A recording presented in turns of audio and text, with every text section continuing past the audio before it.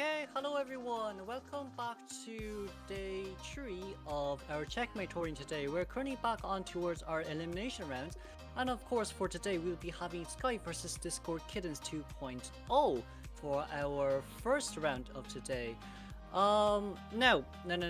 Let's just give a moment of silence for Self-Made G. They were the captain of Sky, but they have recently just passed away. So let's hope the best for them. And of course, just a moment aside, please.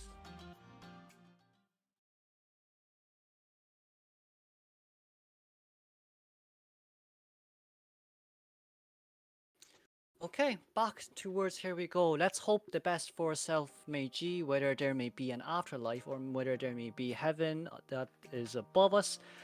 Let's genuinely just hope for the best for him. And of course, it's very that's I don't want to sound rude here, but I can't find a word. But it's very unfortunate, let's say, for one of our members to go now, even though they're part of the tourney. We never talked to them much, but it's still very, very like it's just unfortunate, very very unfortunate. That's the only word I can come out from my mouth right now. But for today we will be having, let's see, Sky versus Discord Kittens. And if I'm not wrong, Discord Kittens 2.0 has been doing pretty decently last season. And Sky, if I'm not wrong, Sky is currently a new team that has been created for our Checkmate Season 2. But of course, from the two teams here, they're both very strong teams. It simply just depends on who's going to come out first and how our ban picks will go, as we will revise once again. Game 1, no Hunter ban. Hunter gets to ban 1 Survivor. Survivors picks 2, and then Hunter bans 2, Survivor picks 1, and then Hunter bans 1, Survivor picks their last Survivor. Before the Hunter locks in their Hunter, the Survivors will lock in their Persona, and then the Hunters will be chosen. But of course, for our current day meta, this is kind of needed for the Survivors for Game 1, for them to, gain a bit more advantage, because from Game 2 to Game 3 onwards, Hunters can ban more and more. If I'm not wrong, it's from 4 to 5 to 6, so then there's more chances of Hunter to win against the Survivors. So yeah, I think our co-caster should be here soon.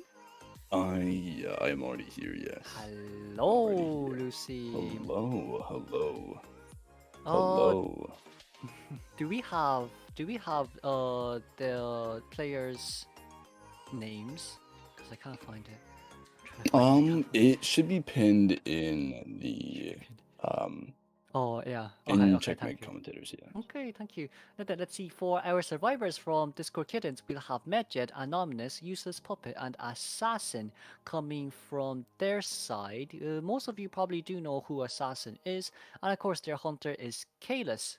And then sub-survivor is Oracle H, and sub-hunter is me, for the laugh. I'm most likely not playing. And then from Sky, we'll have Luma, Wawan, Hinojo, Romano, Hunter is Goose Fox, Sub-Survivor is Night Sky, and Sub-Hunter is Dreaming Burb. It's not too bad of... I mean, from the players here, we don't really have their stats because it's only Season 2 right now, but most players here are champion slash titan slash hydra slash evil dragon players, so it's gonna be a very headstrong team in which we'll be seeing Discord Kittens and Sky going against each other for today.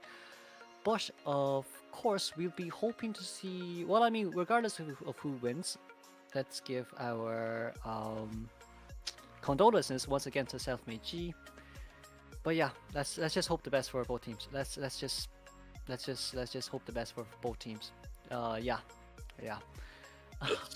Yes, let the best team win. I'm actually really excited. These teams are, I would say that these teams are pretty close in skill level, like individually and roster wise. So I'm really excited to see how close this one is, because this one, I feel like I was looking at the bracket before the tournament started, and I kind of had this one picked to be a little close. So I'm genuinely excited to witness this. Yeah, and it seems like for round one, Matt ban pick will be having Discord Kittens coming out with their Hunter first, banning Arms Factory, and from the Survivor side, it seems like Sky has decided to choose for Ever Sleeping Town. Ever Sleeping Town is a really I'm shocked to see Arms Factory be a ban, if I'm honest. A lot of teams really prefer Arms Factory. It's really good for a lot of hunters. Um, Yeah. but the Ever Sleeping pick does not surprise me. Ever Sleeping, I think, is easily one of the most picked maps. Arms Factory also being one of those picked maps. So normally we do see Ever Sleeping as more of a round 2 and round 3 map, but Yeah.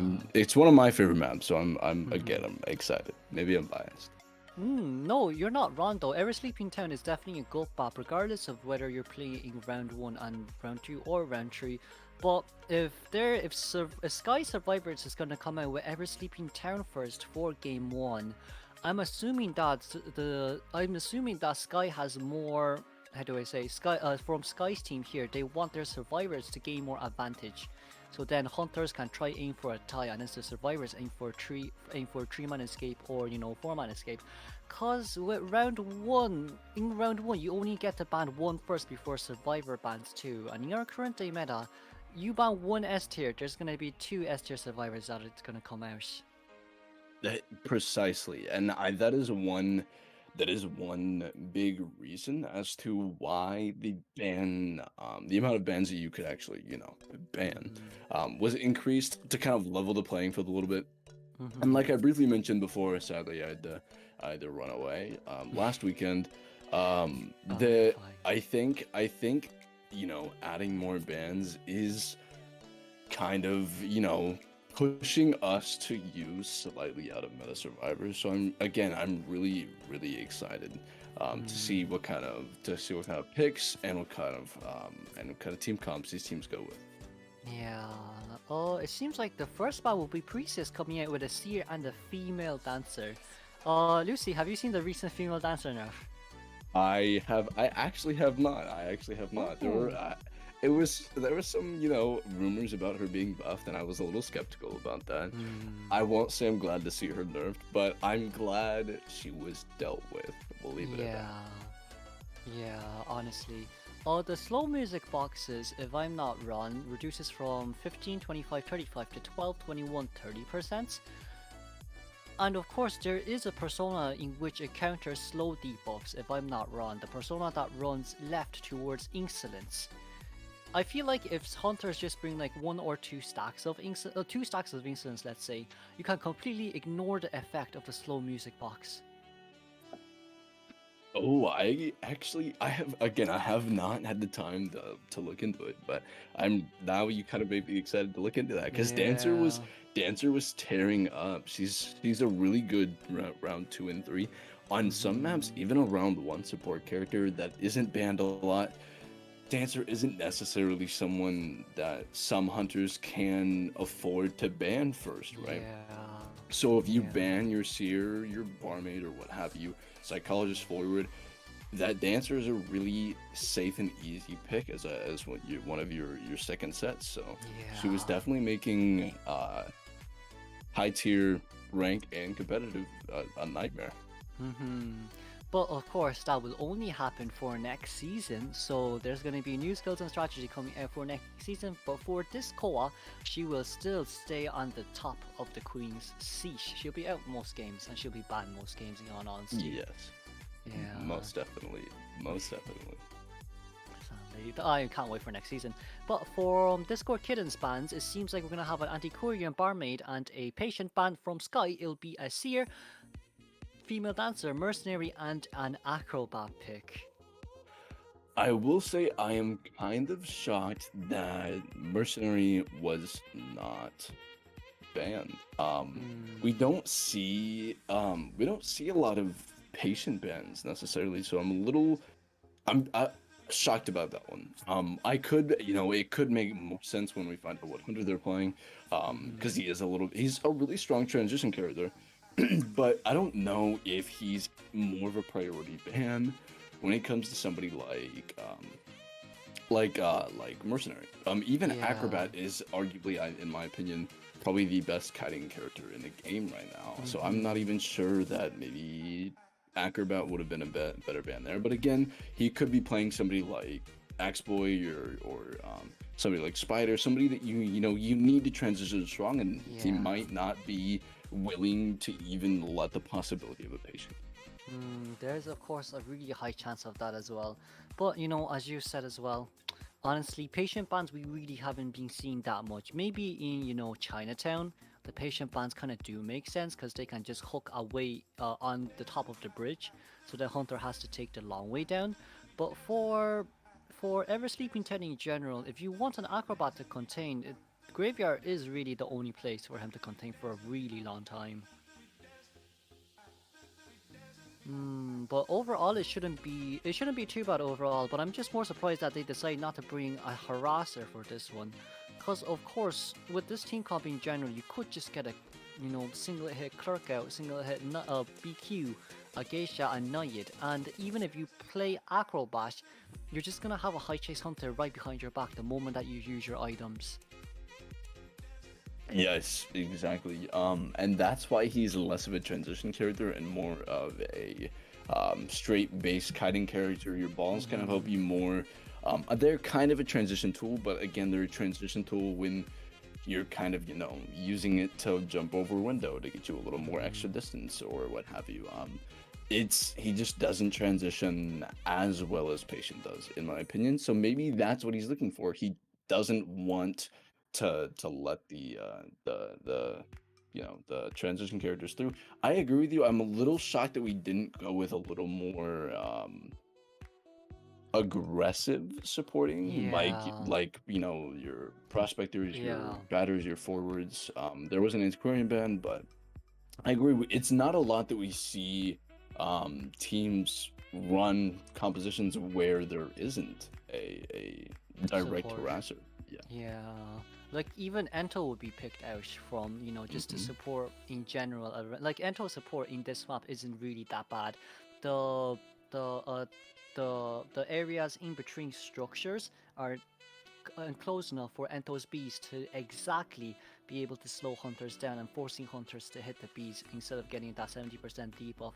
But with this Survivor team comp, it seems like they're more of a it seems like they're more of a I just kite, and then if Seer can give out, Seer can give out. If not, then it is what it is.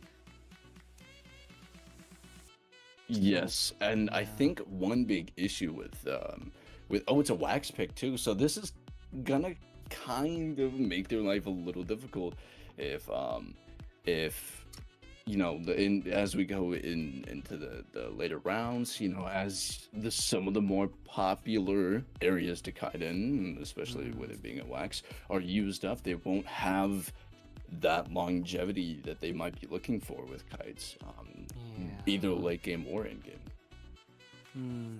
It's more of the fact that as well, if Wax Artist spawns immediately right next to where it's Seer, it's game over in all honesty. You can't really kite a Wax Artist as Seer. It's way too hard. Yes, I agree. It is really difficult. So in my opinion, I would put Seer in graveyard just to kind of, Mm-hmm. as a let's aim for a draw, because that's kind of what this composition is. That's what a lot of compositions, if you don't run a direct harasser, you're Yeah. probably getting a draw most. So what they should be doing is putting Seer in graveyard, letting him kite as long as he possibly can. Once he's Mm, gonna die, once he's ready to die, he's basically just run to the corner and pass away. So then yeah. he's kited, he's done his job, he's used his owl, he's used his resources, and now he's gonna go die away from ciphers and promote cipher rush. That's the big thing this team comp and this team needs to focus on in Yeah. order to succeed against this wax artist. Mm-hmm. And it's also with the fact that if survivors want to support, they're more of a remote support, like Seer with the owl who has to look at the survivor, and of course female dancer who has to deploy her music boxes down early for the survivors to be able to rotate in there. But then again, if you just think about it, it's a wax artist against this type of team comp. Unless you are able to kite, then like the only way you win this is for you to kite. But against a wax artist, you're a female dancer, you're a seer, you're an acrobat. Maybe acrobat can contain wax to a huge extent, but female dancer, no, wouldn't really work. You can't tie kite a wax as female dancer. The spit, the wax spit doesn't really slow down, and it's also with the seer. Seer can get beta owl out early, and then what a wax always can do is get the 96% bait the owl out, hit the owl out, and then land the 100% wax. So then there's your extra presence there for a seer. And then for late game, hot wax. Well, there goes the owl. It's kind of useless now once again. So for the survivors here to gain more, it's really just you either kite or you either lose. Yes, they need a very, I don't want to say a very good kite, but they need a relatively decent first kite to even get a draw. And a Yeah. first kite to be long enough to get a win is something that is not because any of the members, but strictly because it's just going to be difficult based on matching these characters up against wax. It's going to be very difficult to kite as long as they would Yeah. need to kite for a win. That's why traditionally, especially with wax artists, you'd see things like Prospector being played, things like, I mean, even Forward being played. Ento is really strong against him. So normally you'd see these characters being played, but sadly we didn't have this. So they're really relying on their individual kiting skills here. So again, I'm really excited to see how this shapes up. Yeah, honesty as well with that. But like, this team comp, you really have to think, cause it's kind of like saying all survivors need to contain, but all survivors have to kind of support to allow the containment to extend. But it's also saying you cannot contain near your survivor cipher. Yes, Yeah, I agree. I agree.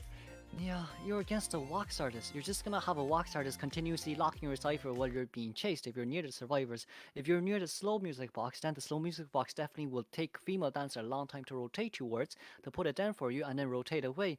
So for survivors here, the first kite has to be either insanely well or they lose. There's no in between for this one unless wax artist somehow allows them to cipher rush. Which Yes, probably isn't gonna happen, and the yeah. only possibility that they have for any support is if off a save Mm. somebody somebody takes a hit, they rescue, and female dancer has boxes pre-set up in an area that will allow the first kite, the initial kite, person that just got saved to transition properly into maybe a Yeah. fresh area, a better area. But on a map that's as open like Ever Sleeping, it's going to be difficult again, like we talked about Yeah, before. honestly, yeah. It's like we have seen antiquarians and we have also seen entomologists. The way they use their speed buff really does allow you to, cut through corners easily. But with this team comp, they don't have speed buffs. They don't. They don't. It's a bit unfortunate that they don't have speed buffs. But of course, with the survivors persona, like you see the two flywheel, you see the one seer with the Windows speed boost. It's not really gonna like maybe also the flywheel is kind of like the owl. You can bait it out. Exactly. I was going to reference that. Whether or not they can hit these flywheels on whether it be on this wax or whether it be on a basic hit is going to be more impactful in this game than it would be in normal games, because that is what's deciding on how long your kite really will be. Yeah, not honesty. But also, it's like we've seen, like pro players prefer playing Seer with Flywheel because they can tie cut and gain more owls. Because when Seer is over a certain distance away, Seer can't really regen owls anymore. But onto the area selection we go. We'll have Romano Seer being in graveyard 1-1, Tiango is inside balcony, Hinojo in middle, and Luma near mansion. I think this is probably their best bet, spawn wise. When an F Seer wants to transition, the Acrobat is there to support under mid to a story, whether it be a red ball or a slow ball. Give Yeah. that opportunity this year to transition, if at all. If at all. Yeah. But also, I guess they just have to be very careful when supporting not to give the free hit, especially with the Acrobat as well. Yes. Um, with these, the wax artists that play competitive, high high tier like wax artists, it's really dangerous to give them that opportunity of full presence. So Yeah, it seems like Kalis here has lost himself a little bit, and his Acrobat successfully rotating in towards double pallet window right here. This would consider as a dead area for Acrobat to stay in because it's gonna be definite that she's gonna land a 100% wax here. But I don't think it was a good idea transitioning this way. Anyways, he does land that wax. The acrobat does get the ball off, but sadly that is not going to be enough time for them to unfree. So it is a relatively quick hit for this wax artist. yeah, we also do see that Seer is also notifying his teammates that they do have an owl ready for him. But I think it's also the problem of the fact that, yeah, sure, you can pull as much balls away as possible, but it's not gonna do much. Wax artist is always behind your back, and a wax artist is always spitting out wax for you. Oh, blinks out. Oh, an amazing blink there. And this is the other thing that we had to worry about. Depending on what trait he brought, which he just showed at his blink, might negate that owl for the first that first chase initially. And so now that we have that first presence, it's gonna be a little more difficult to actually use this owl properly, whether or not they use it to help the rescue, whether or not they give it to the acrobat directly off rescue is going to be a tough decision. Yeah, it seems like Hinojo will be coming into rescue. Rescued at around 20% of chair time right now. See, successfully baiting that out. The owl also got baited out. Baited the owl, and this is huge for the wax artist. If the wax artist waits, he freezes them when it's supposed to. The owl runs out, and it's going to be an instant down. This is the trouble with wax artists. You have to be careful with your flywheels. You have to be careful with your seer owls. They're game changing, yes, but they can also go in the hunter's favor. And the wax artist did an amazing job at baiting both out. Yeah, it's also with the fact that now Invi Kalis can just chair towards one of the ciphers and start locking the cipher for them to have no end game. Precisely, I was going to mention that having a wax artist play towards mid is a dangerous game. Now that this wax artist is playing in the middle of the map, he has options to go. He's not forced to, like, sit in a corner away from the ciphers. You're giving him the middle of the map. Now he has the map control that you were initially trying to keep him away from. Now this game is getting dangerous. Yeah, and as Luci has said as well, Kalis here, the wax artist staying in middle is really huge for him. Why? Because the last three cipher, one in balcony, one in S palette, and the other were near fakeish. They're not that far away from each other. So with a wax artist, honestly, just standing near double palette one window near the graveyard gate is enough to lock all three ciphers. It is indeed, and if you look, again, him, like you mentioned, the last three, they're all right there, but if you also mention, they have no other cipher started. Yeah. They just finished the outside of corner house, and they have that dungeon spawn for graveyard, but they don't have anything else. Luma just started middle, so they are kind of in trouble here. Yeah, well, for Kalis here to spawn further away from the cipher is a little bit dangerous as well, because if he just runs away from these last three ciphers, it simply just means that he's losing all his map control now. Problem here was Hinojo was also forced to use the elbow pad to get away, but I guess Romano is still pretty darn far away. And currently Kalis as well, teleporting immediately towards a female dancer. Female dancer getting the speed boost right there. Not too bad, but wanting to change targets again, question mark? I think he just didn't see the female dancer. I think this is a great decision by the wax artist here. I don't think leaving the middle of the map is something he necessarily needs to do, especially with full presence now. If he can down Luma here, he can keep that same exact map pressure up, and he's cheering directly on the side. There are a lot of ciphers. Yeah, it'll be very, like, for Luma here as well, rotating towards Hinojo is not that much of a good idea. If Wax Artist sees there can be immediate blob wax coming out, but it doesn't seem like Wax Artist has also seen as well. The only chance here for Female Dancer to contain is the flywheel, but it seems like the flywheel... Amazing job at baiting it again. We've saw it twice here now. This is why flywheel is such a risk to take against Wax Artist. Yeah, it's way too easily to bait it out, especially even Wax Artist himself and against the survivors, even if they're on the same level of game sense, gameplay, and ability and skill, Wax always have the upper hand here. And again, like you just mentioned, the female dancer taking the risk, making the wax artist very known about what that cipher is. Now he's blocked. They can't pop it. If you did see it, was at 80%. It's really close to being popped, but they could not pop it. Mm. Strictly Oh, because he blocked it. Now he's opening the opportunity of basement. This game is really risky now. It's going to be very yeah. difficult for this team to get 2 people out of this basement. With Hmm. teleport up in 5 seconds, this end game is going to look like it's kind of going in Wax Artist's favor here. Yeah, it's also with the fact that it's a max presence wax artist. It's just one hot wax down and this game over for you. Exactly. Mm, He doesn't need to swing. He can just follow them all the way in the basement. He's in no rush here. okay, but Oh, I it's a think he's good just thing. keeping him. I think he's just stopping him. That's smart. That is very smart. So if he hot waxes Oh, there, heck! they popped. Um, I think they were. I think that is honestly the best decision. I don't think the wax artist was ready to swing, and the mercenary had 0% wax. I think that is the right call there, just to make sure that the mercenary has the opportunity to kite as long as he can. yeah. Ooh, but it seems like Mercy can't contain anymore. Roman, no. Probably, Kayla's probably had a peek at where the seer was. Seer trying to go back towards the gate again. But this just seems like a 4-man elimination here for me. It is indeed again, like you mentioned before, the dancer kind of rotated to the back to the other side that they were working on for their last, and made the wax artist know, cheered on it, he blocked it off, and was able to secure that down on female dancer before they could prime because it was blocked. Then having Yeah. that blocked, getting the down relatively close to corner house, made the opportunity of basement, a thing. So I think Wax Artist, he played safe, he played his game, he did exactly what we talked about. He played the map to the middle of the map. He got us down, and it was just the little things that pushed this game past a draw, such as basement. Yeah, for Kayla's right here, if he's running, yeah, he's running towards Mercenary. As long as he sees Mercenary here, it's a guarantee for elimination for Discord Kittens.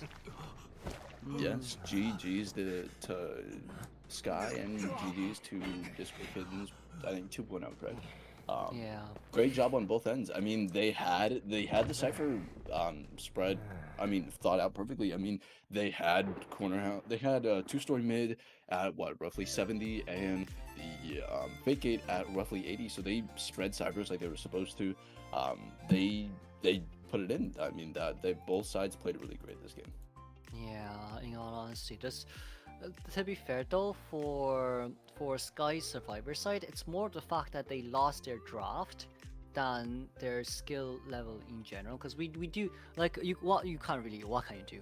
Like acrobat, what can you do? You can't tie kite against wax artists if you don't have the speed, but the knee jerk reflex. You have a flywheel that can't be baited out easily. And what our wax artist relies on really is to pull distance, but pulling distance doesn't work against a wax artist.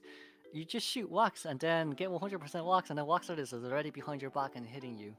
So yeah, it's just unfortunate there with the draft picks from Sky Survivors. I agree. I don't think they were prepared for a wax artist necessarily. Hmm. So the wax artist pick was really smart on Hunter's end. He saw the team come, didn't directly counter. If anything, it played into wax artist. He played wax artist, got the 4-man like he was aiming to do, and it was again really good job. Yeah, there's nothing much we can really say about last game as well, because like we did see survivors coming into rescue. We did see that they do wanted to give the support. We did see that they also do want to rush the cipher as fast as possible early game on, which is why the female dancer didn't give out the slow music boxes. But of course, against a wax artist, you have blink. Nothing you can do about it. As long as you get your first 6, you're gonna get blinked down, unless from Sky's steer side they give some type of a miraculous owl to counter that blink. But of course, in that situation, it was really hard. We did see that the seer was looking at the acrobat, but they didn't really anticipate the blink to be coming out that fast. And I agree. I also don't think they, like we talked about it before. I don't think they were prepared for the baits. We talked about how risky it was to take Dead Hard or Flywheel, into games like this, especially against a wax artist. And I mean, the wax artist just proved our point. It's really risky to kind of rely on being able to wax that full wax, because a lot of people are just going to stop waxing to bait your flywheel out, and then freeze you and get the hit as they would before. And I think Yeah. the game-changing part of this, the two really game-changing areas in this this game was the owl and flywheel exchange over there at vacate near the beginning of the game, and then the basement at the end of the game. Mm-hmm. I'm a big believer in games being, a survivor action and a hunter reaction, and I think the wax artist in that game reacted well to every situation he Really was well, being put yeah. in. When he recognized he was getting too far out, he came back. And again, I think the survivors played really well for the team comp that they had. Unfortunately, it was just not good for wax, but they were spreading ciphers like they were supposed to. They had a fifth and sixth cipher, which is like, a competitive thumbs up. That's what you always want to aim for. You always want to aim for a six cipher just to be secure, and they did exactly that. Mm-hmm. And both ciphers had a lot of progress. It just Yeah. went in the wax artist's favor this game. Of course. But like we also saw that as well. Like they managed to get the last cipher at 80%. The last cipher at 80%, even just after locking it, we can see that they know what their target was, they know what their goal was. It's just the most unfortunate fact that the basement was there and the mercenary couldn't really elbow pad in properly simply because of the fact that he only had one. And of course, walking against a wax artist towards basement is kind of like saying getting a free attack recovery hit for the wax artist, because if you do manage to get stunned in that area near the stairs, wax artist is just going to jump down and cancel attack recovery. Double hit down there would also not be suitable for the survivors there as well. Probably what would be best for them really is to sell or just not rescue, allowing the merc to stay nearby and just see her popping immediately. But as we can see as well, they do know what they need to do, allowing a merc to be at full health and then see her popping the cipher, trying to go towards the gate and open it as fast as possible. Just a bit like, it's just really unfortunate. They had nothing endgame, they had no items at all. Yeah, and even like we talked about, no items, no elbow pads, no cereals. I honestly agree with you. It might have been better to cut their losses, accept the fact that they were losing the game. They should have popped and tried to just aim to get one person out at the minimum. Yeah. I call it damage control. Whenever you see yourself losing a game, it's too far to come back from draw wise, or especially win wise. Damage control is always a really good option. Yeah, Getting in distance all away from the honesty. wax artist, popping it, rotating and trying to get at least one person out probably would have been the best choice in that late game. If you do see the bans and the picks are coming through though, we do have the first ban from Sky's Hunter being Priestess, understandable on this map. Priestess is such a pain, and the first two picks are Ento and Seer. This is a little more on par with what we were expecting, isn't it? Yeah, it really is. If Ento is gonna come out from this Quartarians here, they probably have done their homework on Sky. Either Sky's Hunter plays Axeboy or Sky's Hunter plays Nayid, because Entomon just counters Nayid and who again? Nayid and Axeboy pretty Exploit. darn hard. Yeah. She I know. does. She does. Ento is not as feared with other hunters as much as it is Axeboy. Ento becomes an annoyance with other hunters, but with Axeboy, it becomes the bane of his existence.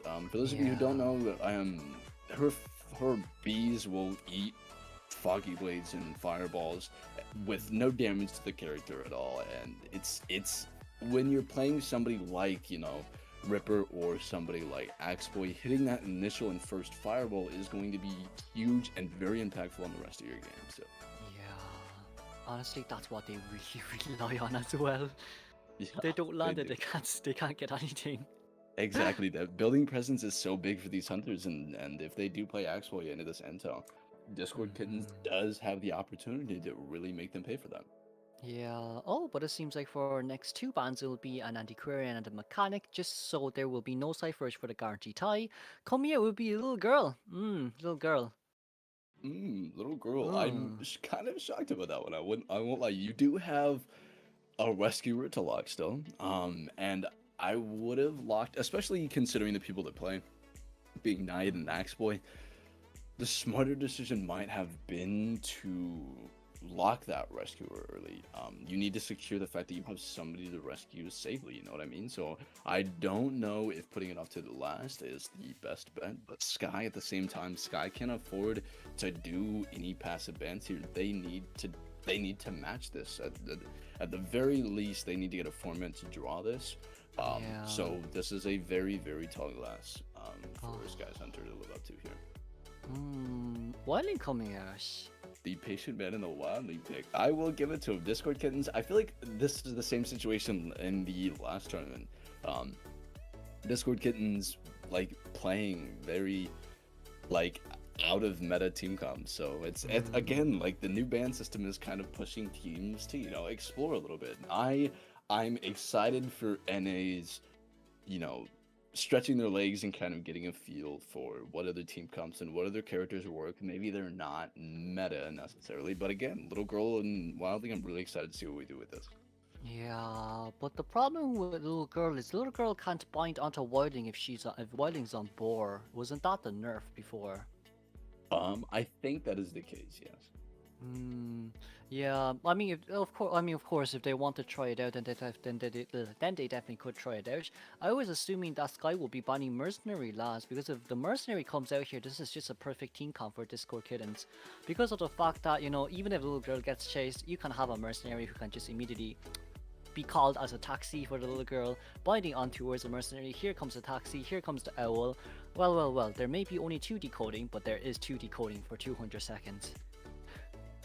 I agree, and you do have to acknowledge Little Girl is an off-meta pick, but she's not a bad pick necessarily. Especially when Axe Boy's full presence comes out, and it makes transitioning significantly harder. Little Girl's pages are going to offer you that transition. The moment you get slowed, when the Axe Boy starts to close distance, you use that page and you get the distance. You're not slow anymore, and it kind of takes that guaranteed hit away from the Axe Boy, further pushing off his full presence, or the fireball.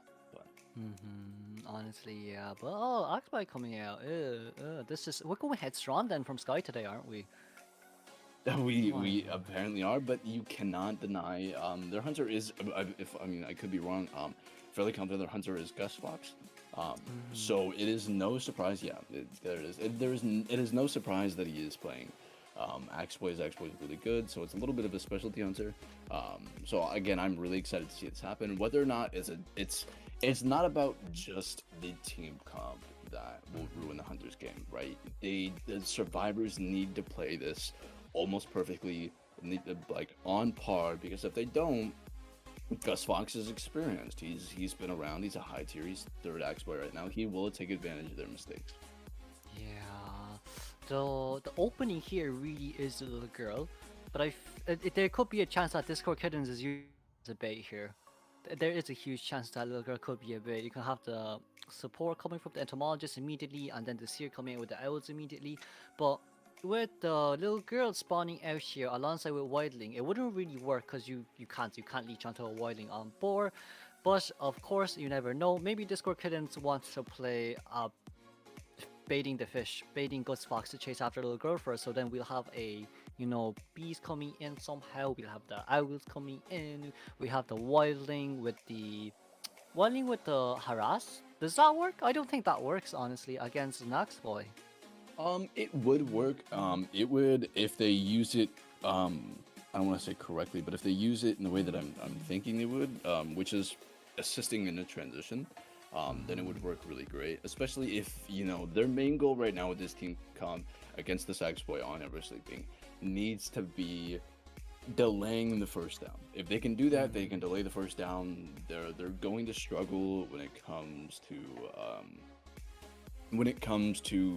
presence building. That means he won't have the trail, and that's kind of where Wildling might shine initially. Is kind of at the beginning of the game, making it very difficult for the Axe Boy to gain said presence. If they can keep the trail, which is the first presence, if they can keep the Axe Boy out of first presence for long enough, the game could be heavily favored in the survivor side. And with a team comp like this between Seer and Wildling and Little Girl and Ento, that should kind of be the goal, is to kind of delay that first chase for as long as possible. Yeah, now then, Gus Fox coming out as our Axe Boy. We'll be having our survivors running Flywheel, one tide, another Flywheel on the little girl, and of course, it seems like we knee-jerk reflexes on Seer in our NA team. Yes, I'm shocked about that one. Seer, people like Seer and Barmaid are two characters that were already good, considerably better with the introduction of Flywheel. So But we see a very similar spawn layout as we did last game. So but I think med just spawning in directly inside a mansion is a bad idea. It's simply because of the fact that survivors will spawn behind and not inside the two-story area. So there's a huge chance that the tree may spawn there, and then a purple orb may immediately rotate on towards the little girl. Which is why in our CN and JP servers, in their tourneys, they will usually go tree in middle, because when you spawn in middle, you spawn very close towards the staircase near mansion, so which is why you can immediately rotate upstairs. Spawning inside mansion though, in that area would not be a great idea. So it's spawning directly in that corner. It basically gives the little girl two options, and neither one of them are necessarily beneficial. Either they take the fireball, or they are kept from rotating anywhere besides that area, which is again very poor, very bad. You do Yeah. not want to be stuck in one section of the map. We do see the little girl does teleport to Seer, but Ghost unknowingly does teleport right back into the Axeboy's way. It seems like we're gonna play a little bit of a mind game right here. Mecha jumping out here. The purple fire orb is giving Axboy the little girl's location. Well, oh, Seer's nearby. Switching as on well. to Seer here, maybe. I think this is the best choice here. Oh. Great fireball early. I don't think chasing little girl is the best choice, and Axboy is showing that here. Great early fireball. Yeah, especially with the fact that Axboy did bring peepers for this one, so rotating out of this area would be a little bit harder to do. If little girl can get rid of those trees, then it should allow useless puppet to rotate towards the double pallet window there. Yes, and it does allow him to do so safely. That means he will not have a fireball following him, which will extend this kite. Keep in mind, he does still have Owl too, and here we go. Bees are supporting. This is what we expected to see. You know, as long as he can dodge this fireball, the game will go. Amazing fireball! Amazing fireball! I'm shocked we didn't see the Owl there, but again, this is the danger of Axboy. Even with the bees harassing there, they was still able to pop that fireball off. Great fireball. Yeah. Unfortunately, dying the Ento Cypher, so this is impacting their Cypher rush as well. I guess we can sell Seer. I think it's best to sell Seer. Please sell Seer. I I would mean- say after half, maybe he does still have. Yeah. He has both of his fly. Well, not his fly. He has both of his speed boost up and still Owl, so he might be able to make something out of this.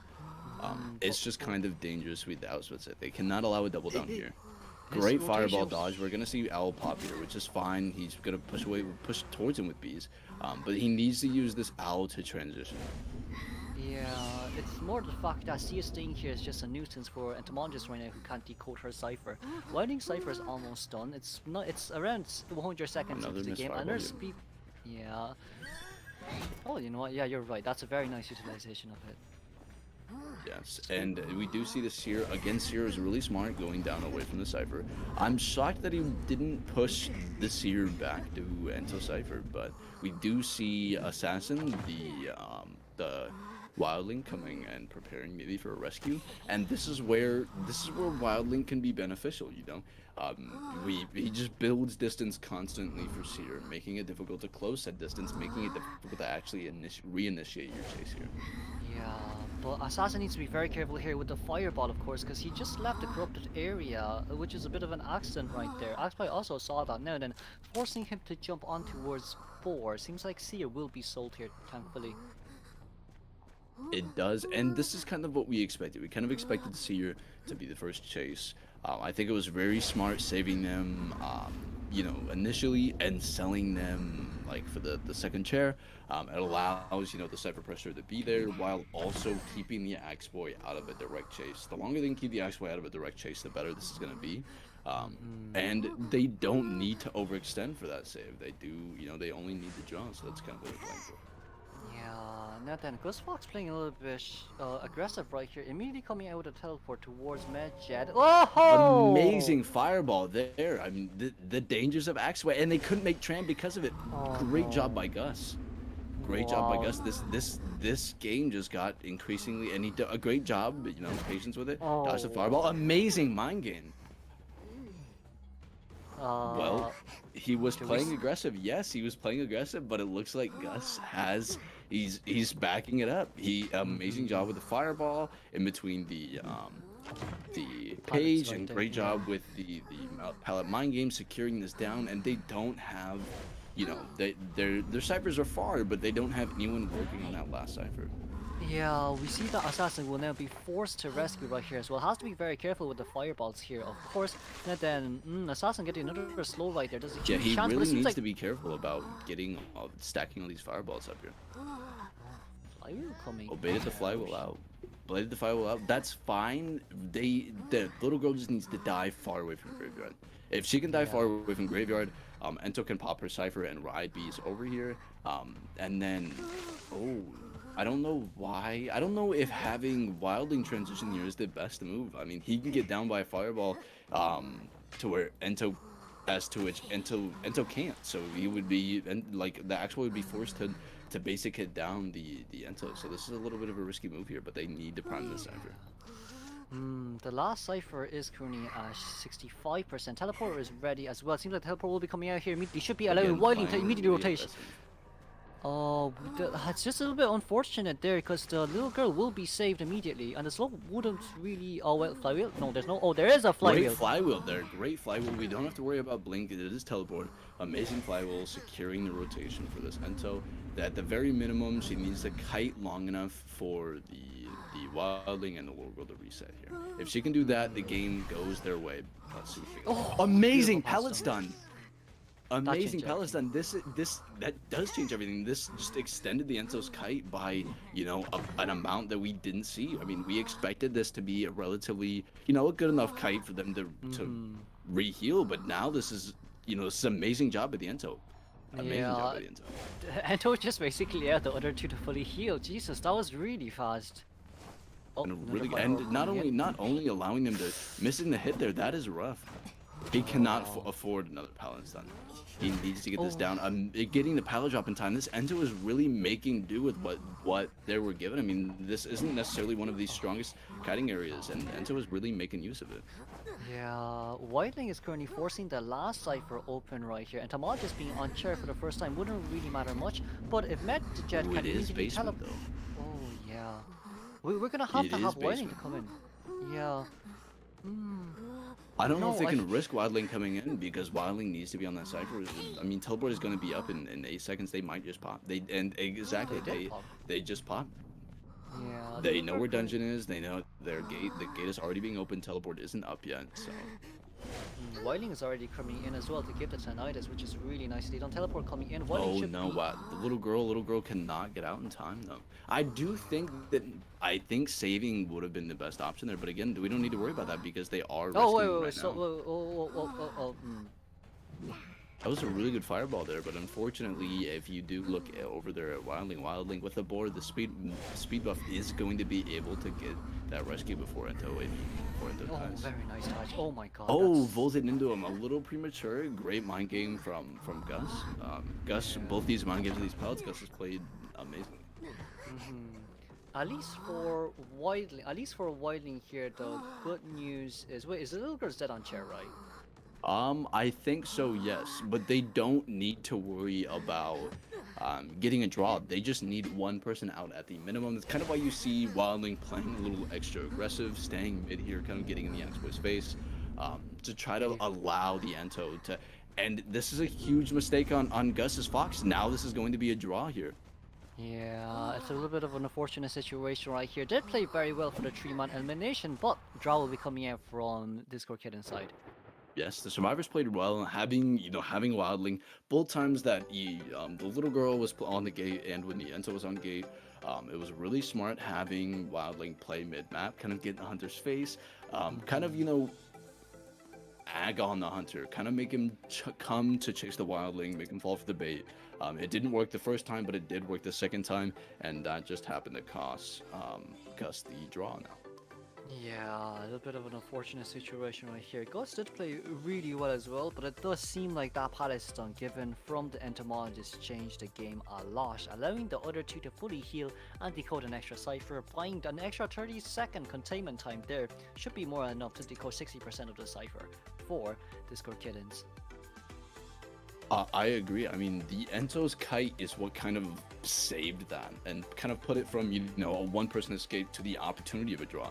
Between the pallet stun and the missed hit, the Ento kite kind of went on longer than I think a lot of people, I mean, myself included, was expecting, realistically. So, Yeah, I wouldn't have kited any longer than 15 seconds.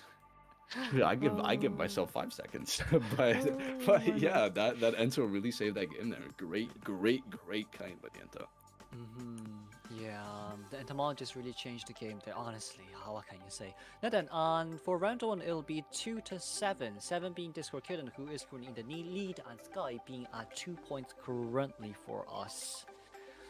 This Yes, is a huge. amazing initial game played by Discord Kittens, and this is kind of a big lead to come back from, especially getting this big of a lead in round one is it takes a big weight off of Discord Kitten's shoulder, but it adds a lot of weight on this guy's back here. Yeah, because for Discord Kittens here, all they really need to do is to play it safe. Tie me to the moon. Tying is happiness, honestly.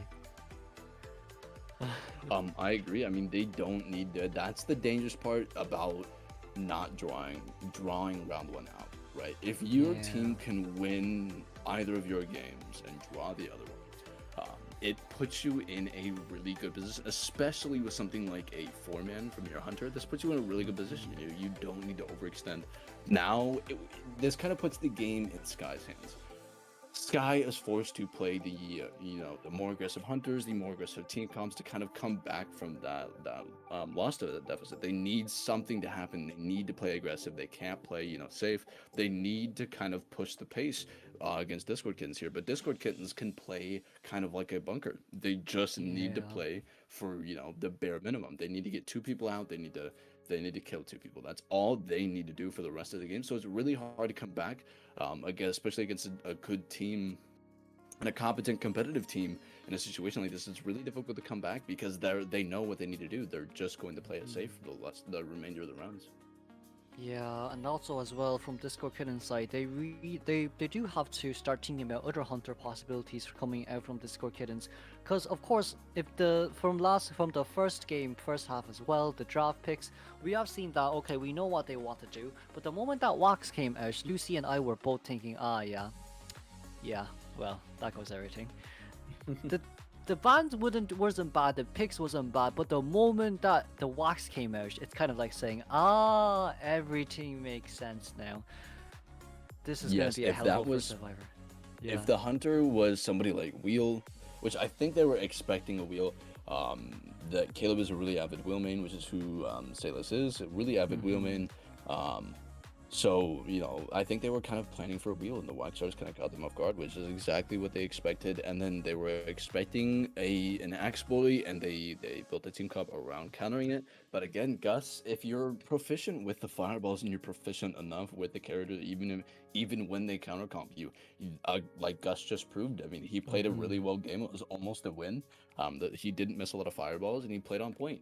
And I think both hunters played really well. The only difference in that scenario is the picks, the counter comp for the Axe Boy versus playing into the Wax Artist. I mean, most likely from Sky side as well, Hino Joe is our Espage Wildling. So, but then again, mischievous, Bonbon. A lot of hunters kind of whining on honesty. Whining has been nerfed to death. Aside from the fact that they gave him 10% extra, 5% extra decoding speed buff, I think. But that doesn't really make any difference for a Wildling. Wildling is more of a harass comp or a rescue comp against a Dream Witch. But, it just sucks overall how like most harassers or most rescuers as harassers is slowly but surely falling out right now. Just a little bit unfortunate. Really, really unfortunate there. Allowing if the Wildling does come out though, it's kind of like saying, is Wildling supposed to mid-Keist support? Or is Wildling supposed to not decode it at all? Because like in both situations, you can get on board first time as well. Okay, 50 seconds board, next time 40 seconds, next time 30 seconds, next time 20 seconds, in which it reduces Wildling's harass potential by a huge margin. So Wildling was never a good pick for harassing now, sadly. He's more of a guarantee rescue, similar to a Merc when a Merc gets banned. I agree. I do think that he isn't as good to balloon, like harass, like a lot of people do think Wilding actually is considerably better to use mid-kite. But again, like you mentioned before, it's really difficult to do something like that with Axeboy because he has multiple external skills that kind of assist in him closing that distance, so it doesn't do a whole lot. Yeah, I honestly, yeah, you're right. For a round 2 map ban pick, the Hunter will be coming out from Sky first. It seems like it will be a Chinatown ban. And from the Survivor side, Discord Kittens decided to go for Leo's Memory. Leo's Ah, Memory is a little bit of a cursed map when it comes to competitive. I'm not sure if you're familiar with the Leo's curse. I have not. You know, I have seen the whole Japan picking Leo's Memory on stream, which They that was scary, yeah. It was so the curse with Leos in competitive is actually the team that picks Leos is often the team that doesn't win on this map. Oh. So hopefully that in Discord Kittens is really hoping the curse doesn't ring true, and maybe Sky is hoping to get a little bit of that curse luck with them. But I really like Leo's Memory. That's something that I avidly push for people to play on. It's an off meta map, and it's something that you can use against other teams to kind of catch them off guard. Not a lot of teams practice avidly on Leos. Yeah. Ooh, By the there's... way, we are seeing a swap. Dreaming Bird is subbing in for Gus Fox for Sky, so Gus Fox is now out, and Dreaming Bird is in for Hunters for Sky. Oh, it seems like our specialty hunter will be gone, and we'll be coming out with a jack of all trades hunter coming in against Discord Kittens now. I mean, at least the good news really is they can't predict what hunter's gonna come out. I mean, I agree. I mean, they could have had the if you have Gus Fox play, you guarantee the Axeboy ban, and you're set. Your ban is done. But now having somebody you haven't played against in round 1, confidently banning is gonna be a little more difficult. Yeah. From the Sky Hunter side, it seems like we're gonna have a priestess and a barmaid ban. This looks familiar, doesn't it? It does. It does indeed. It does indeed.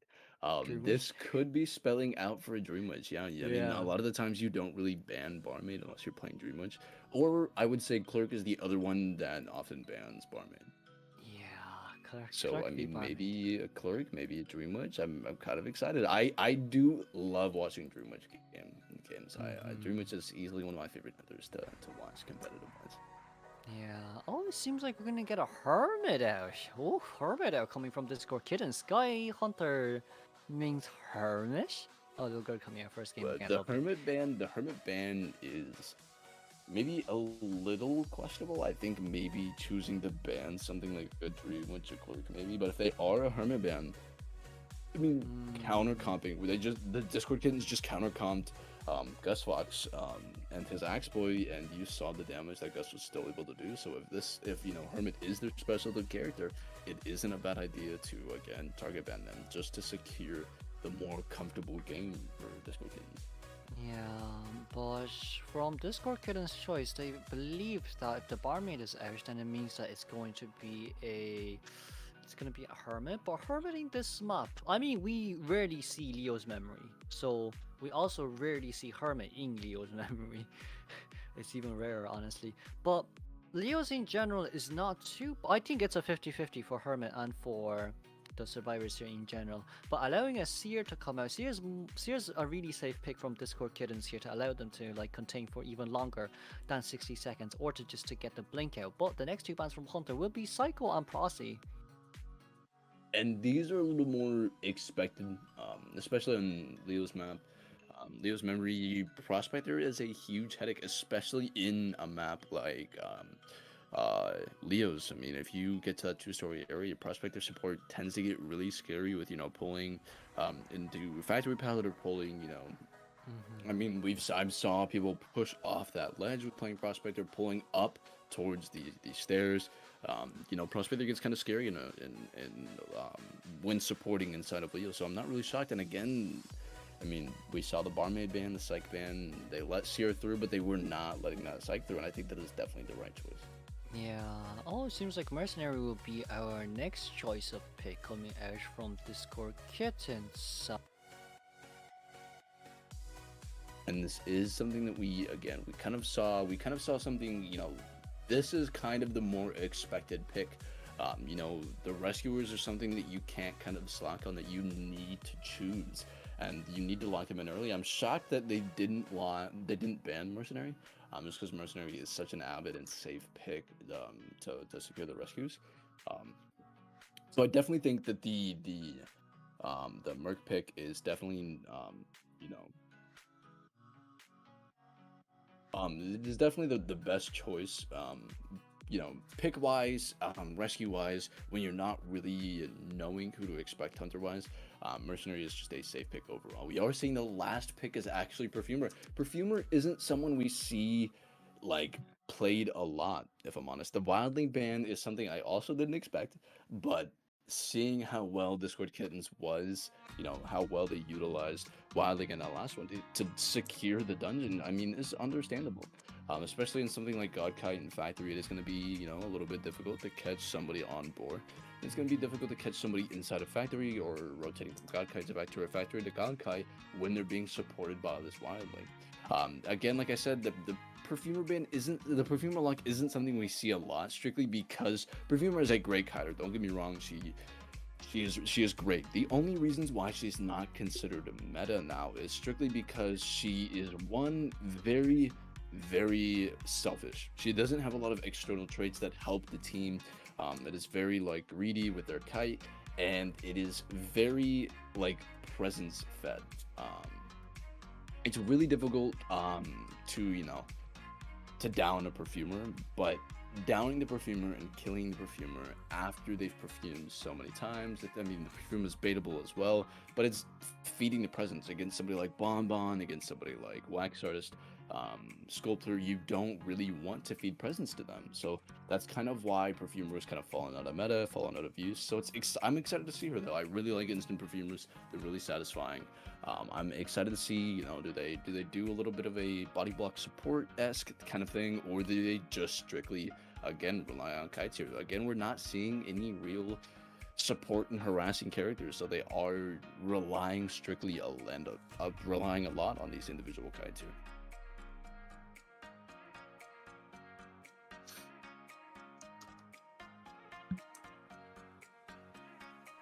We are seeing the builds come through, by the way. So Mercenary is running BT and Tide. Little girl is running Flywheel and Borrow Time. Perfumer is running Flywheel and Borrow Time, and Seer is running Broken. This is not something you see a lot. Normally we would have Perfumer on Broken Windows and Seer on Flywheel.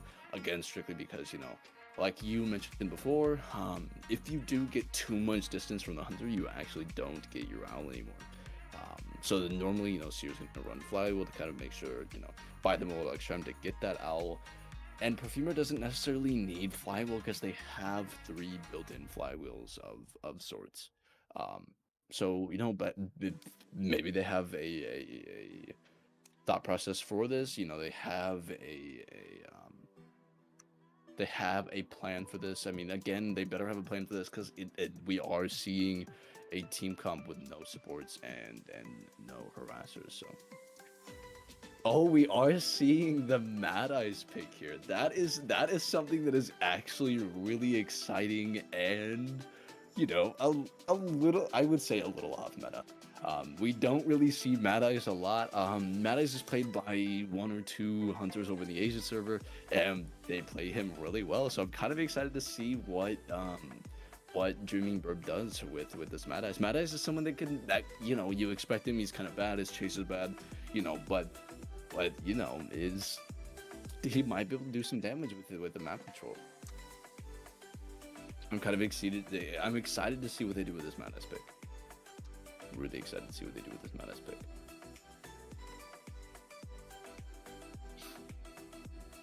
It is this map specifically though. He does struggle with maps such as Leo's and Ever Sleeping, kind of like the maps that you have the ability to kite in a 2-story area. Hospital is another tough one for him to play on. So these maps that kind of that have the option of that two story, it's that he's going to struggle a little bit. So, especially in an area like factory, is going to make his life difficult. But again, I mean, if this is a specialty character, we might see some really solid Mad Eye's gameplay, and I'm really looking forward to it, if I'm honest. Yeah, Oh, this will welcome be back, very Dean. interesting to see. It's some Mad Eyes coming out apparently. Oh, It is indeed. It's a little bit of an off meta pick, especially on a map like Leo's, but I'm excited to see this. yeah. It's you know what? Yeah. The unfortunate part here really is the fact that Mad Eyes. It will take a lot of time for Mad Eyes to rotate from one area to another, especially with the fact that if like in big maps like this for Mad Eyes, you can't really lock areas well enough in areas like factory and church, because like there will be small gaps for survivors to rotate towards from time to time. Yes, middle is actually an area that has a lot of blind areas for Mad Eyes. So middle is between the blind areas all over the map, and between just factory being factory. A map like this is going to make Mad Eyes' life a little difficult. Yeah. And from Survivor side here as well, at least the good news is we do have a mercenary coming out. The bad news is if Mercy makes the mistake of not immediately rescuing against a Mad Eyes when the Survivor has been chaired, you're gonna see a huge stuffing coming out. You're gonna see Mad Eyes eating a huge stuffing. Just one Um, mercy lock and you're gone. one mercy served hot and ready. Yeah, I agree. A lot of teams. That's something a lot of people in rank and a lot of people in competitive kind of make the mistake. They do wait for the save, and they he blocks the chair, gets the hit, and now they can't rescue. So you are Well, gonna Mad see the Eyes- Mad Eyes in this beginning. He's gonna check a lot of the spawn areas that we're in. Block the ciphers, block the consoles, and just give him the opportunity of some Oh, sort of whoa, endgame presence. And whoa, already 3 amazing walls being hit here. This is the point where Mad Eyes shocks a lot of people, because if somebody's good with him, they can build presence really early, build walls, get the chip hits, and suddenly he becomes really dangerous. I think Perfumer can just be blinked down by this point, honestly. But Perfumer rotating away from Mad Eye's spawn location is the best choice here to be made, because Mad Eye's once again slow move. Well, not a high mobility hunter. So even if Mad Eyes does want to take his eyes off the Perfumer, he wouldn't be able to find her anyways. Yeah, and he's doing another hit on Mercenary. Now Mercenary can't save at all. I mean, he's going to be one hit from down, and with Mad Eyes' walls, it's not even a guarantee that you live out your initial down. He does tell it's a little girl. I'm not sure about this though. This is the one survivor that is going to probably be the most difficult for him to chase. On top of being one of the only two that is full health now. Yeah, I think Mada is what he wanted to do there was to predict where the Perfumer was going to rotate to, because we did see Perfumer running towards Christmas Tree, so Mada is probably thought that Perfumer was rotating towards this corner side right here where the little girl was, which is why he teleported immediately to look for the Perfumer. But sadly, everyone's in shock. Yeah, I mean, everybody is now healed, but I mean, even with them healing, that it's something that Mad Eyes. I don't want to say Mad Eyes can afford, but realistically, if you do look at the ciphers, none of them are even past 50. I mean, I think the only one that could be at 50 or a little past 50 is Shaq, and they have no progress anywhere else. So Mad Eyes is definitely doing his job here. And Assassin being nearby once again wants to become the hero of this game. I mean, he definitely could become the hero of this game, but he needs to become the hero of rescuing, because if he gets stuff down immediately, it's going to be over for survivors. No one can rescue aside from him. He cannot afford to eat a wall hit here. If he eats a wall hit here, it's gonna be very dangerous rescuing wise, very dangerous for very dangerous coming in. Like we said, he's the only one that we really rely on. He's the one that has the elbow pads. He needs the elbow pad immediately as they're getting chaired to save, like you prefaced before, and nobody else has the mobility for that. So downing Mercenary is something that could be game changing for this Mad Eyes. But what do you think about Mercenary and Perfumer changing items? Could that be possible? That would be possible. It would. I mean, it wouldn't be a bad idea if I'm being honest, especially with the delayed down from Mercenary. Oh, not being aware of the teleport and Assassin eating a free hit here. This could spell disaster for this team. Oh, pilot. Amazing elbow pad. Amazing elbow pad. Yeah. Oh, Perfumer getting the chip there. Sadly, though, Perfumer is currently at 1 chip down. Problem here is Mercenary being a half health. Seer is currently nearby as well, wanting to gain a little bit more owls here. Probably not the best course of action, but at least for the survivors, they know that they don't need to protect Blink. Yes, and it does kind of force the Mad Eyes off his constants, and that's something you constantly want to do. You want to kind of trick the Mad Eyes into a direct chase. He has an owl here. He doesn't need to worry about giving a hit. And I'm a little too impatient with the owl, but overall he does need to use this to transition so he doesn't give up a free hit right after, which it looks like might happen here. Yeah, there was no pilots nearby here anyway, so Useless Pub is standing behind the pilot. There wasn't really advantageous for him at all. Well, he's 1 chip down though. There is a chance for this to become a... Nope, they won't be locked. He did an amazing job at dodging the walls. An amazing job. Oh, Panama game? Oh, Panama game. Winning the mind game here. He won the mind game, but this palette is so rough because there's not a lot you can do from this palette. Okay, seems like Seal will be coming down here. I'm quite sure auxiliary decoding has already started as well. Now the question being, where is Mercenary? Because if Mercy doesn't come early, then the Seer has to be sold. Yes, sadly, Mercenary is making his way over, but he is not using elbow pad, which might be just definitely going to spell disaster for them. As long as the Mad Eyes catches, it could be very dangerous. But he's not chairing the chair. He blocked off the little girl. Amazing wall on the little girl. Now he's going to be blocking off Mercenary. This could be bad. He does eat the wall hit. He eats the other wall hit, and it's a terror shock. This is what they need to be careful about. This is what making saves difficult is what Mad Eye specializes in. Between map controls and making saves is very difficult. That's when game-changing things start to happen with Mad Eyes, and we just saw it there. Yeah, that just changed everything, didn't it? Coming into the rescue, they had a win. Yeah. They had a win spelled out, but now this is looking more like a draw. It seems like if survivors wants to aim for more, both survivors have to sell. Both survivors have to be sold here for them to open the last cipher, because the last cipher has not even been touched yet. But also, this is a Mad Eyes with huge map control, and of course with 500 energy points. So even whatever cipher you want to open, you need to get rid of the points first. Now, as we can see here, getting an immediate rescue right there. So amazing rescue, amazing flywheel. The little girl definitely, securing that rescue was something little girl needed to do. Dreaming Bird playing the palette amazingly, not being scared of it. This is huge. Now you have little girl that's 1 hit away. 1 wall away, excuse me, and Mercenary that's also 1 wall away, and again, that like you mentioned before, the last cipher is only at 24%. Yeah, it'll be really up to the Mad Eyes here to somehow chip the little girl. Amazing wall there. Amazing wall there. That's game changing because now nobody can rescue. He knows where the last cipher is gonna be. This is looking like a loss for the survivors now. Yeah, and also Mercenary getting a perfume right there. Seems like the item switch was a bit of a jinx moment teleport. there. I don't know if the early teleport was really necessary. I mean, you have the walls to kind of apply pressure on here, so. Yeah, there could be the chance. I mean, there could be the chance of, since you have 400 energy. Mercenary cannot afford to get down here. He cannot afford to eat a wall hit, and he's not going to be able to. He does have the perfume, but he's not going to be able to get this rescue off, I don't think. I mean, he has a lot of energy here, so it's going to be very, very difficult.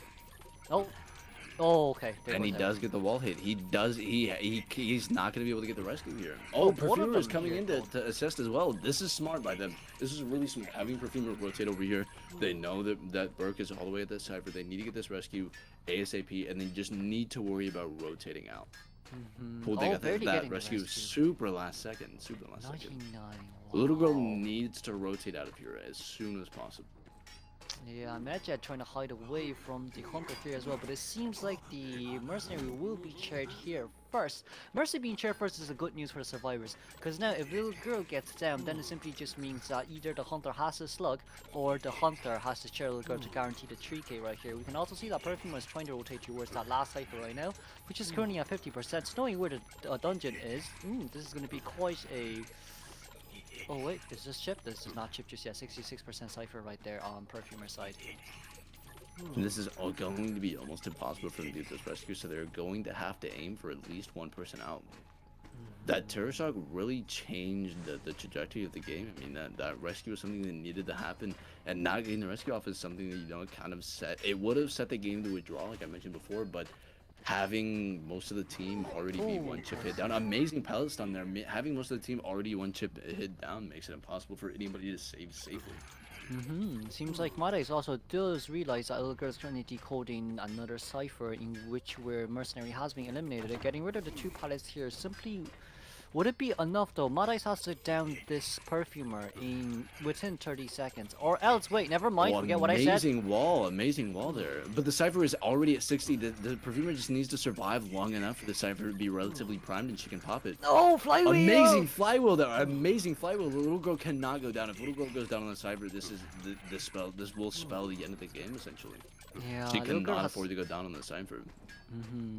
Has also used flywheel there as well. It seems like Dreaming Bird wants to aim for the little girl instead. This is a bad idea because this is a bad idea for Perfumer because Perfumer, technically speaking, leaded the Mad Eyes towards the little girl. Now then, Perfumer being the most dangerous Perfumer area is possible. now trapped here. She cannot go anywhere. She's gonna have to accept the down, but delay it as long as she possibly can. Little girl is not decoding because again, Mad Eyes is too close to actually to safely decode that. Yeah, knowing that the Cypher currently is at 85% here, as we can see as well. Anomalous, a little bit of a dangerous situation right here. Little girl also cannot teleport away. Does not see where the Perfumer is. Oh no, does see where the Perfumer is. But little girl here currently crouching towards that area. The longer time you waste, the more time for Mad Eyes to utilize his consoles even more. And of course, if little girl is stuck down there, oh wow. Again, a really close wall dodge. I mean, Perfumer and Little Girl are really dodging these walls. I mean, really well. The little girl, I was about to say, the little girl needs to try to teleport to the Perfumer here so they can try to reset to kind of take some of that pressure off of them. It seems like both of them is able to do it right now. The Perfumer and the Perfumer and the little girl is currently healing each other. But the sad news is there's still only a 1 chip 1 hit down, so this is still very dangerous for both of them. From what I can gather as well, this is an Insolence. This is an Insolence.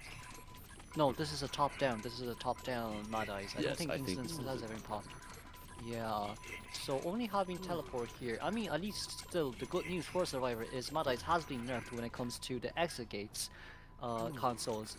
He can't really lock the exit gates as hard anymore. So Survivor still being able to heal up really does change quite a bit. Yes, it does. It relieves a lot of the pressure. You know, they've been playing most of this game, you know, sitting back and forth, you know, 1 chip it away, 1 chip it away, 1 chip it away. So I'm, you know, healing was almost a necessity for them to, you know, have even the chance of continuing this game. Yeah, we do see that the little girl is currently coming in to give the tinnitus for Mad Eyes, just for the fact that if Mad Eyes decides to teleport, then the Cypher will be done immediately for Perfumer. And I mean, with accelerated decoding, both these ciphers are essentially almost primed. I mean, one is I think it's about 60-70%. The other one's already at like 80. So yeah, little girl currently being nearby as well, wanting to be a nuisance, wanting to drop another page down for our Mad Eyes, but managed to get. Oh wait. Amazing flywheel there, but the flywheel isn't going to buy them enough time to get the pallet. They did, you know, barely misses the wall there. Little girl is doing again a great job at dodging these. The Cypher's almost primed. It's at 80. She cannot afford to go down here. Oh, amazing wall, but they might have time to pop. They might have time to pop. Immediately teleporting right here is not a good idea. Mad Eyes does not have detention. Mad Eyes doesn't have detention. This could, I mean, realistically, the map control of Mad Eyes is gonna make getting 2 people out extremely difficult. But not having detention again takes a lot of that pressure off. And you can't chase after a perfumer with perfumes. Never mind, forget about what I said about his perfumes being useless. It's useful now. Yeah, it is very much so useful now. Little girl getting on the gate needs to be something that happens ASAP, and a perfumer cannot afford to miss these statues. Little girl currently on the gate right now as well. Oh, sees where the. Oh no, he did. No, Oh, you know what? He did manage to. dodging these gates. Amazing job. Now, Perfumer needs to immediately rotate right back into the other gate, which you do see them doing. They are kind of trading off. They're going back and forth, trying to open these gates. Little girl does have dungeon, and Perfumer can get out, and they could again dungeon clutch for the second time in a row and get out. Is there a chance? There is a chance. There is a chance. There is a chance for a tie. Little girl gets out. Oh. Perfumer needs to open his gate. If Perfumer can open his gate in time, this could be a draw. And getting a draw from the game that we were just watching is something that would be, I mean, astonishing. I mean, it was looking like a 4-man for a while. Yeah, it honestly world, this cruel world, according to the chat. Then here we can see as well Flywheel coming in from the Perfume. Perfumer is trying to run straight towards the dungeon Running right now. straight to dungeon. I don't blame them. They have a perfume to use. They can't eat a hit here. They just need to make sure they don't eat too many gates. It looks like they are getting it. This is going to be a draw. Amazing job with the follow through of this team. Great job. Oh. Oh my god, that was a long game, but that hurts. Yes, it was a very long and well played game. On both sides, the Madness was doing really great with the map control, really great with the pressure on the saves, got the terror shock, but the survivors, you know, they hung in, they stayed strong, they played exactly how you need to play against the Madness, and they did really well. Yeah, 2 survivors left 5 minutes into the game, and it was a tie. Oh dear lord. It's really with the fact that survivors were able to read them heal up right there. Madness did play very cautious, staying nearby the ciphers. But what can you really do? What can you really do? Yeah, I mean, this is the dangers of, you know, they did what they needed to do.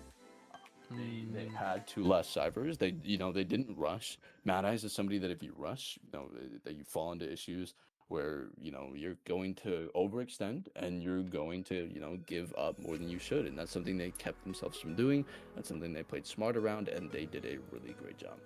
Yeah, but as we can see as well, with what Luci has referenced before as well, there is a lot of blind spots in Leo's. And, I mean, the curse... Oh yeah, it nearly happened. Well, the curse nearly happened. Because apparently, Discord couldn't choose his Leo memories. They nearly lost. They nearly lost. That was scary. But they managed to withhold themselves and tie the game right there.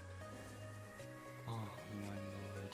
It is honestly very scary from that game as well. Because like, you never know what could happen. So, as Luci has said before as well, you know, you hang in there and then you do the best out of what you could do instead of giving up. But of course, from that game as well, we have seen how the Mad Eyes has played as well. Mad Eyes getting the very 2 chips early game it's very crucial. It honestly is very crucial. Getting the 2 chips onto the Perfumer right there. Perfumer at half health, and Perfumer trying to rotate away from the consoles, getting healed right there. But sadly, Mad Eyes didn't really grasp where Perfumer was, thinking that Perfumer would rotate towards the core and Cypher, but instead Perfumer was inside Shackwish, the Seer, and the Mercenary. But of course, from that game we've also seen as well, if you can't rescue against a Mad Eyes, you don't come in late. You either come in immediately or you don't come in late, or else that's in that scenario in which Mercenary has been stuffed with that rescue. It's kind of unfortunate, honestly. They did do what they needed to do, but if Mercenary didn't come in, the survivors wouldn't really needed to play that hard for that game. But of course, as we have known as well, Mad Eyes did a really good job early game with the snowball chips, wanting to gain as much chip as possible to open, you know, phase 1, and then slowly but surely phase 2, in which he can basically spam his wall so then survivor can't rescue anymore. That was very important for Mad Eyes as well. We also have seen that his walls are really great early game, but it does seem like survivors did manage to hold themselves stable for mid to late game with all those wall dodging, and with finding the perfect location to heal themselves in that, you know, tiny area underneath the stairs, so that Mad Eyes can't really use the wall against them. But in that game, in honesty, it was a brilliant Mad Eyes. You rarely see this from NAEU. You rarely see this from NAEU. So honestly, very well done by the Mad Eyes right there. Now then, on to second round, second half we go. Discord Cuttings will be having Kalis coming out again against Sky. First ban will be the Priestess, most likely Seer being the next ban. these bans in general are not too bad. Oh no, it seems like female dancer will be banned instead. Female dancer being banned simply with the fact that we don't want a female dancer in factory. You know, that one palette, that one window upstairs in factory. Banning female dancer isn't too bad. But of course, after the season, when the nerfs come in, I can't wait to not see female dancer anymore. I genuinely can't. Even if there is female dancer, you can counter them with the persona, on the left towards insolence. So for this one, female dancer will be banned. Seems like for Discord Kittens Hunters here, Caleb, he doesn't want any support, remote support, or the slow music box support coming from Discord Kittens. There is still a chance that the hunter will be going a wheel, because if you do ban female dancer, then there's the possibility, you know, maybe wheel wanting to come out. But of course, wax artist definitely suits in this map as well. Wax artist is not too bad in this map as well. So for Discord Kitten side in general, if their hunter manages to get a 3k here, it will mark the end of the game as well. Sky Survivors need to be a little more careful with their team comps here. I would say most likely getting the Mercenary and the Seer out first would be the safest bet to do, because that gives you the good rescue and the over 60-second kite forcing the blink edge for that guaranteed tie. This equation is still at a... They're still at a quite... honestly, they're still at quite a huge advantage right now. This is currently still only a tie, so even if Sky gets a 3-man escape, as long as they tie for game 3, then, you know, Discord Kitten still wins against Sky. But, in all honesty, second half against this game, you have a lot of choices here, honestly, from Kalis. You have your Wax Artist, you do have the Paloon. You could also perhaps run Bonbon, wouldn't be too bad in general. Sculptor, I wouldn't really run Sculptor. If you ban the female dancer, then there could be a sign that you want to play Sculptor, but also Clerk would be very possible here as well from Kalis. Or even, you know, with the likes of the Hermit. Hermit is quite darn strong, honestly. Pretty darn strong. Because Hermit in this map is kind of like, there are a lot of palette areas, but there are also a lot of, you know, open areas for Hermit to land his miracles. For the miracles to land, it kind of really just depends, because you need to think about it as like, you know, okay, ciphers are very far away from each other, you decode slow, and whoever gets chased first, if they're down way too fast, then it's kind of game over when it comes to against a Hermit. You cannot sell against a Hermit. That's not a good sign. Selling against a Hermit is a no-go, because you can't really cipher rush until accelerated decoding comes out. So it is important for a Mercenary to come out to rescue immediately from the Hermit, so then at least they can tank the hit and then sell after their first rescue. But it seems like we're going to be having a Wildling and a little girl coming out once again. I'm more surprised with the fact that, well, I mean, from Sky's Survivor side, they do have a Wildling main, but with little girls in general, I still do believe probably getting the Mercenary out is a better idea. Mercenary is better than Wildling, regardless of how you, like, if you just think about it, right? Mercenary 3 elbow pad, no debuff, only decoding debuff. Wildling gets on board once, well, GG, well played. Gets on board twice, well, 10 seconds deduction. Well, gets on board for the third time. What can you honestly do? Nothing much. And of course, it's also with the fact that Wildling decodes slower than Mercenary, if I'm not wrong. So you have a decode slower than Mercenary, you have a walk slow on ground, and then but on contrary, he moves a bit faster when he's on board. But when he's on Moodle, if he gets baited on first, it's kind of a whole different story, especially with the fact that if you want to pair it up with a little girl, Mercenary is still better overall. Little girl can't bind onto a Wildling. But it seems like from the Discord Kitten side, we'll be seeing a Barmaid and an Antiquarian ban coming out from our Hunter Caleb here. I mean, with this team comp, once again, Pollen would definitely work. Pollen works really well, especially with area spawn selection. If Pollen comes out and someone spawns in factory, Pollen can immediately change to wheel form and go straight into factory. If Survivor wants to rotate upstairs, Pollen would have more than enough time to land one spike before the Survivor goes towards those windows. So for Pollen here, it most likely will be a top Insolence, confined space Insolence. But Enchantress coming out here though, it will be a counter to the Pollen. See, here's the problem. We have seen how SST versus Wolves from last year's co-op finals, that Enchantress inside Church was absolutely insane. But after Enchantress's nerf, getting the 77% debuff when survivors are nearby with gaining stacks, her yeah, her stat gaining, her harassing has dropped down by a majority, but she is still a very good solo pick if she becomes first chase. It's like saying chasing after a painter. It's like saying having a painter on your team. He only works if he gets chased, and if the hunter allows painter to look at them in the face, in which a lot of hunter just starts moonwalking behind you. So it's kind of impossible for this to happen, which is why Enchantress is still better than, you know, this guy overall, the painter overall. Cowboy Kamiya simply just means that they want to pull distance with the early game containment. But I guess this team simply just wants to force Discord kittens into playing a single hit hunter, because you can't really play Chip Hunter against this type of team comp. You need to consider the Cowboy who's going to keep pulling lassos, and also the Enchantress who's just going to 3-stack you by the time that you land one chip on them, and then a little girl is just a little girl who teleports away from you. So Ench coming out right here alongside with a Cowboy, it's not a bad choice, but also I feel like the decoding may be a little bit slower than usual. The way for them to honestly win is for them to fight. And against fighting team comps in general, you either fight well or you either lose. There's really no in between. There honestly is really no in between here for us. So from this, like, it's also with the fact that if you come out with a wheel here, it's GG well played. Whiling can't harass against a wheel. You can't. You genuinely can't. Wax artist also you cannot harass against a wax artist, because once you get 100% wax, you're not on board anymore. There you go for that, lol. But in honesty, not having the Seer come here is a little bit of a bummer, I think. I think Seer can at least still guarantee you the 60-second kite with the Owl, or even a no damage rescue, so you can at least still guarantee the tie. But of course, from this Kittens, we have Invi coming out as a bottom. Survivors need to be very careful here in how they spawn. Spawning in factory here.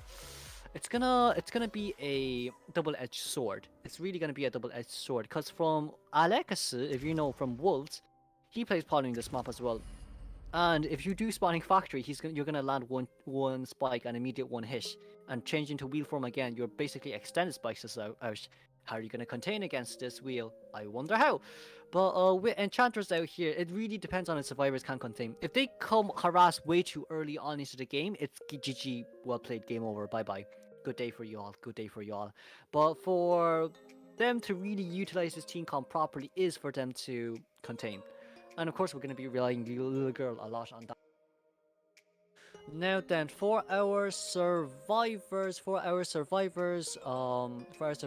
persona as well, it seems like we'll be having a triple flywheel alongside with a widening tide.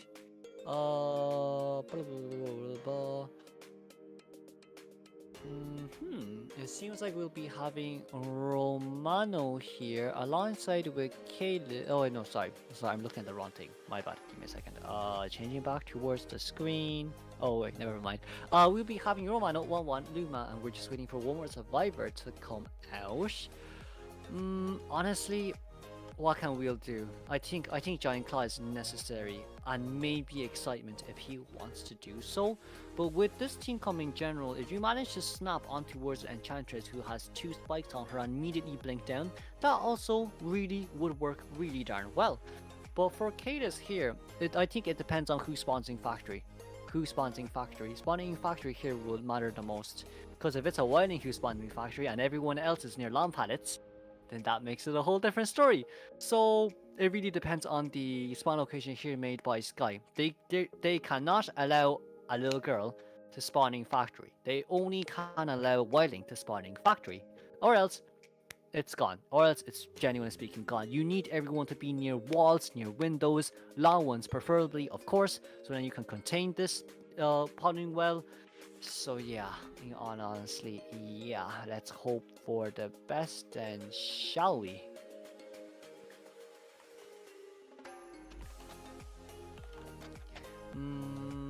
For survivor side here in general as well, I mean, aside from Cadus, you can definitely bring a detention if you want to. Detention wouldn't be bad. Which it see as well, but overall it shouldn't be too bad. Overall, honestly, it shouldn't be too bad. So now then, on to the game we go. Give me a sec. Onto the game we go. We'll be having a we'll be having a pollen coming out as his S-skin. Leo's memory for this game. Now then, we do see the triple flywheel. We also do see the wildling with the wildling with the tide. Let's hope for the best for the survivors then, shall we? Hinojo, who's currently first wildling. There we go. There we go. It's gonna be a little bit unfortunate, I guess, for the pollen here, considering. Oh no, we're gonna have someone spawning. You see, Luma spawning in that area is good. Romano spawning in middle is bad. It's just called out for bad because Cadus is gonna spawn. It's gonna be a cross spawn. It's really just gonna be a cross spawn right now. Oh, it's not a cross spawn. Oh, spawning there. Spawning there is a bad choice simply because if you don't do the cross spawn, or even spawning at the other side, then Romano is going to be immediately next towards the stairs, so he can rotate upstairs a little bit quicker than usual. Yeah, honestly, it would be very, very, very, very, very, very. I say too many berries. It will be hard here for Pollen to be able to catch up to the Cowboy first, and especially with that pallet over there as well. Yeah, Cowboy literally just spawns next towards the stairs. This is going to be very hard for Kalis right now. And then it seems like Kalis does not want to go inside. Sees that Luma is currently nearby as well. If he realizes where Luma is, then it makes it a whole different story. But it seems like we'll be having no. Oh, teleport! No, we need the speed boost, immediately. Can we check? We did not manage to land the spike on that. No! Never mind. Does not know where the little girl is right now. Has to change targets towards the Enchantress, who is in shock. But it seems like Cadus has another idea. Wanting to find the little girl. One chip, change. No, does not want to change. Wants to land the double right here. Landing the double here is going to be, it's not going to be hard considering how tight this area is. But also, oh, barely managed to fall down right there. One more speed boost, getting towards into that corner as well. A little bit unfortunate, allowing Luma to come down right now. Luma cannot play with that window right there because it'll allow Wheel to land a very easy spike on her. But it seems like barely missing that spike once again. The second spike is barely coming out. Second spike comes in right now. Blink will most likely be coming down, but is Romano coming in with the if this land? No, we need the Cowboy with the lasso. We need the Cowboy with the lasso. Cowboy lasso right. Very nicely done. Now then, there's a possibility here in which it takes the wait, we drops down right there, but misses the hit on Luma. Wait a second, there's still 3 more seconds left on the next trap. Luma getting in another page right there, but successfully pushing the pollen away. It seems like it's Cowboy here. Cowboy did not come in with the Cowboy with the lasso. Cowboy! A little bit slow on the lasso right there, sadly for the Cowboy, but Cowboy cannot lasso down here because the chair is way too close towards my lord, towards the survivor right now. And then Cowboy will most likely be forced to rescue right here unless he can do a no damage rescue, which would be much more preferable. But forcing the rescue right here, it probably is more beneficial for Kalis because they can't Cypher Rush anymore. They barely have enough Cyphers done, and of course Cowboy is forced to rescue first compared to the Wildling. Then will immediately, maybe will change to Wheel 4, but it does seem like Wolby will be coming in first. And if Luma wants, he can down near a very tight corner right here. Needs to dodge that, needs to walk back.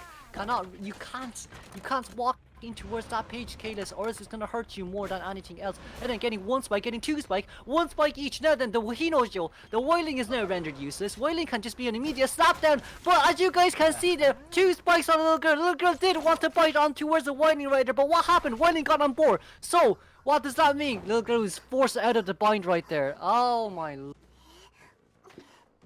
my lord, but where is Cowboy? Is Cowboy nearby right now? Cowboy Romano coming in towards the corner, has to put it down immediately, but doesn't get the rescue on the lasso right here. This is very important for the survivors because Cowboy's on full health. Hinojo has 2 spikes. Now, if Kalis wants to go out and look for more, he definitely can't do that for sure, but it has to force Enchantress onto rescuing here, because if you don't do so, get Enchantress onto half health and she will harass you to death.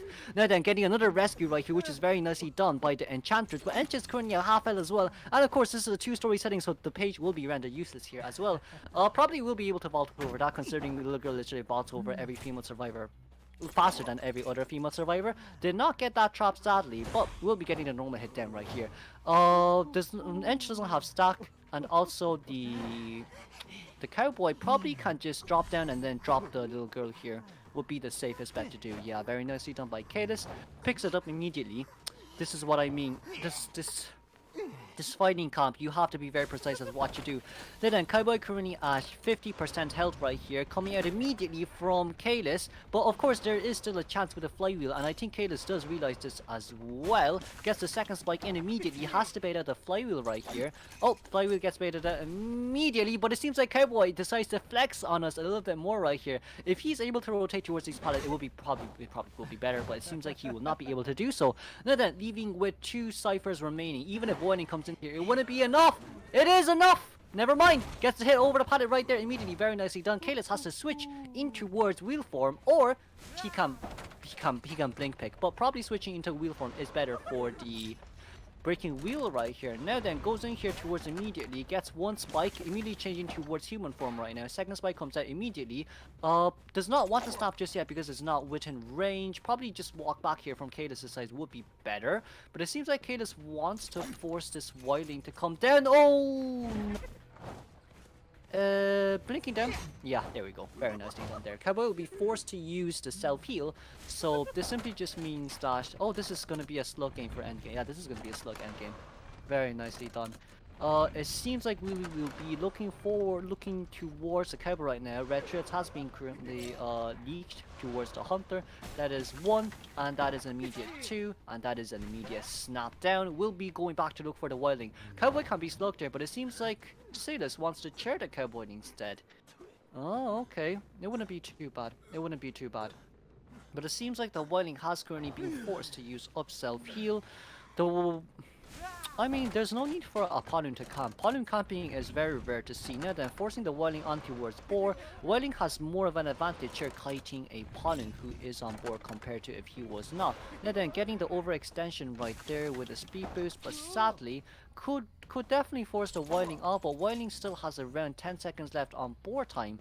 You see, yeah, Wilding does move really fast, doesn't he? Definitely moves really fast, doesn't he? And then Wilding gets this. Ah, no, please don't do that to me. My heart hurts. My heart hurts. Palace done. Palace done. Very nicely done by Wilding. Can the Cowboy and the Enchantress heal right now? Cowboy success. Heal right now is allowing the Kalis to go towards the Wilding right now, getting the spike right there. Thankfully, it's 3 seconds left until the next human form here. As we can see, wait for it. It's coming back out right now. Can we snap them? If we can snap them here and look for the Cowboy, then it'll be very nice. But 6 seconds remaining left on the snap. It seems like there was no snap needed. Now then, let's see on Enchantress Cypher. Enchantress Cypher has currently been... they have recently opened Enchantress Cypher. Romano finishing the Cypher there in Factory. It seems like Kalis wants to aim for more right here. I guess picking up the Cowboy right there was just for him to stay on chair for a little bit. But here's the problem right here. If you want to go for an Enchantress, it's going to be very hard. Because Ench definitely will gain 3 stacks of Curse on you. And this Ench's sidesteps are absolutely divine. Successfully dodging 3 speed boosts there done by Kalis. It seems like Kalis wants... No, he does not want to go back, but instead baiting the Ench... Ooh, sadly doesn't get that chip right there. It would be more... Oh, gets the chip right there. No, there's gonna be a... Yeah, triple stun here, sadly, from the Enchantress. At least the good news... Oh, wait, no, we're gonna stop here. We're gonna stop here. We're gonna stop here and allow... Ench to be a 1-hit down. Sailor's currently being... No, not Sailor. The Wilding currently being healed. It's not ideal right here. Because if Sailor's just decide to slug the Cowboy there, he wouldn't have needed to play like this, in all honesty. But it seems like Wilding will be the next chase once again. Wilding being chased here. I mean, there is the possible chance of us saying, you know, along the lines of, we can't snap here, it's too far away. There is the possible chance of say, you know, slug Wilding for end. Oh, please don't, please. Listen, I don't want to overreact too, but I'm genuinely not overreacting. But how did that land? On the Wildling? Okay, finding where the Ench is right now, changing targets immediately. It seems like the Cypher will be locked forever right now. Gets the stun right there, very nicely done by Kalis. Blink down immediately right there, very well done. Very well done. You have to give him the random applause for that patience right there. Then being able to get we're gonna start slugging again. I feel like chairing here probably would be better, considering the fact that no matter what you do, chairing Enchantress there probably would be better, and then going out to look for where the Cowboy is a better idea. Since like that Cypher is currently primed here as well, landing that 1 chip. That's another one. That's a snap down. 6 seconds left. 6 seconds left. You cannot chair. Listen, if you devoted on slugging this whining, you will keep devoting on slugging this whining. Needs to go back straight towards Enchantress right now, but Ench does have 4 stacks on her side. So the moment that Ench gets up, it'll be an immediate 4 stack and an immediate Cypher Pop. It seems like Ench will be getting up right here. Gets immediate 3 stacks on the... gets immediate 3 stacks on the... I mean, I guess it's because of the fact that for every stun you use, it gets more useless. But allowing Ench here to come in, that's one. Cannot change human form just yet because Ench will just... Ooh, Ench can flywheel out of that one, of course. It's not too bad. I guess we can start slugging Ench here as well. Ench using her last stun right there. Gets the hit. Thankfully, Wildling... it seems like Romano wants to rotate to Cypher. Decides to chair the... I don't know. I don't know about this, because you need to consider the fact that there's 2 currently who has used up Selfie, and the Cowboy who's going to come in to rescue isn't such of a bad idea. But I guess if we can force the Cowboy to rescue right here, and then aim towards the Cowboy instead, but does not see where the Cowboy is, thinks that the Wildling is actually nearby as well, but the Wildling actually is not nearby. Tonight is currently gone. Romano being nearby now, this is a huge problem considering the fact that the last Cypher is primed. It's at 95% right now, so whoever goes near the Cypher, I will spank you. Not spank you. I will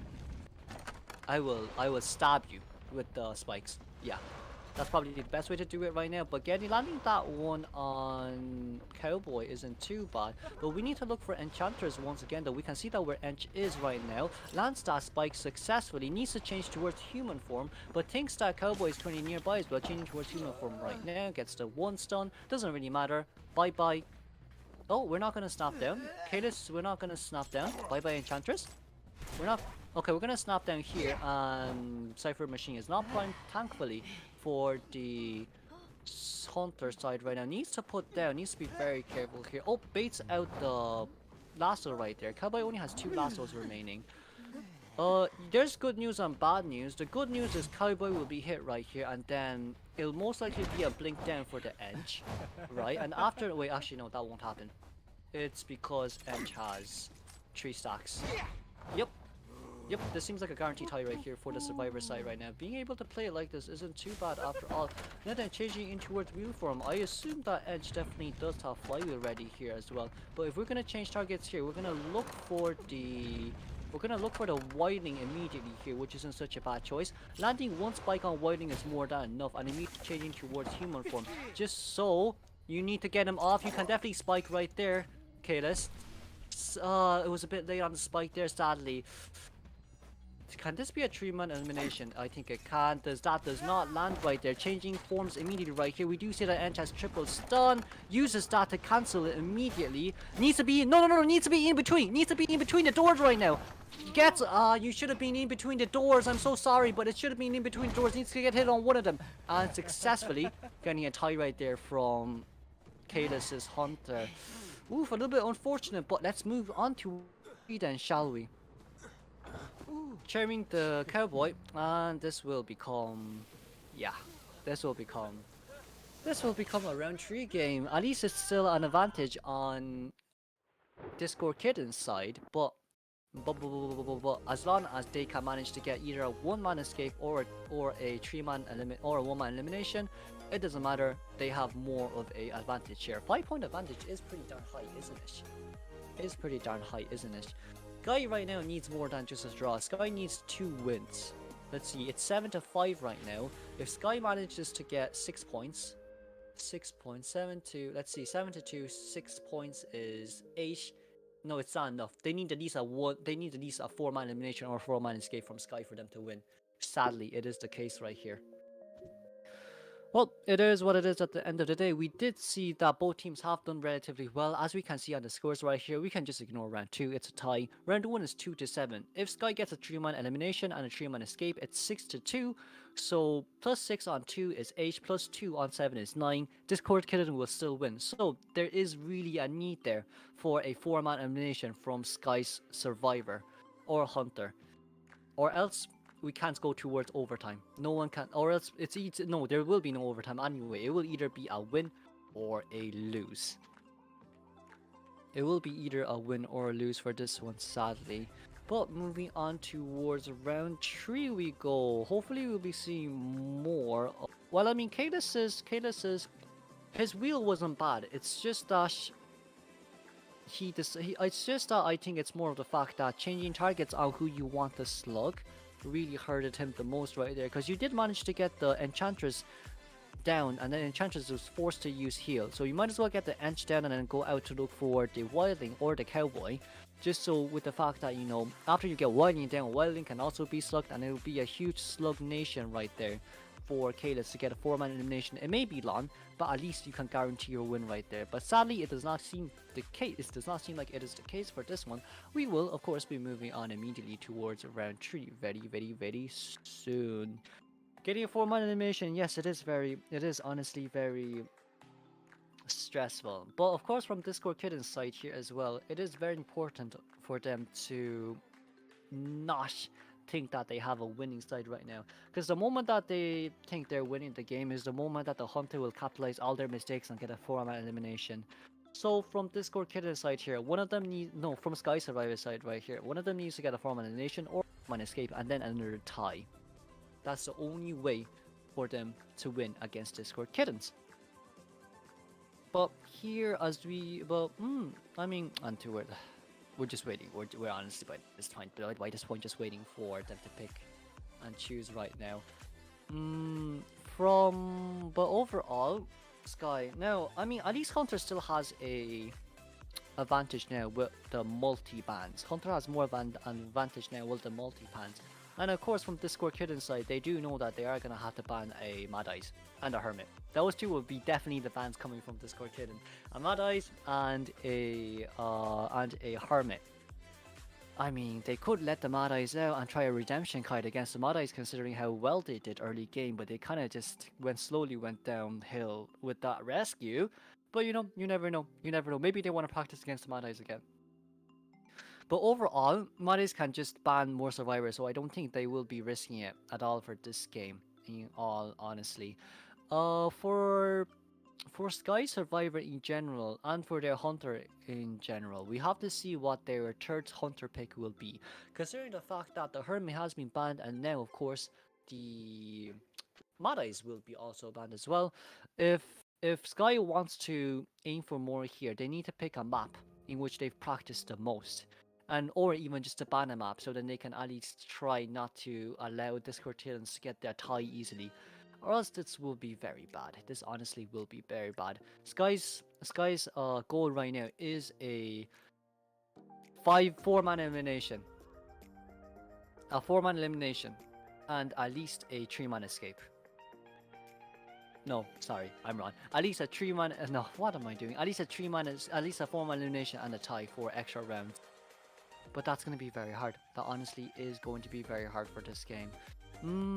What else would there be? There also would be the fact that we need to consider Kalis's 2 hunters will be banned. The wheel and the I can't see that for some odd reason. The wheel and the wax artist will be banned. Wax artist is it's actually decent in hospital, but hospital overall is a map for the likes of Nanyid, for the likes of Dreamwitch, and of course for the likes of Bonbon.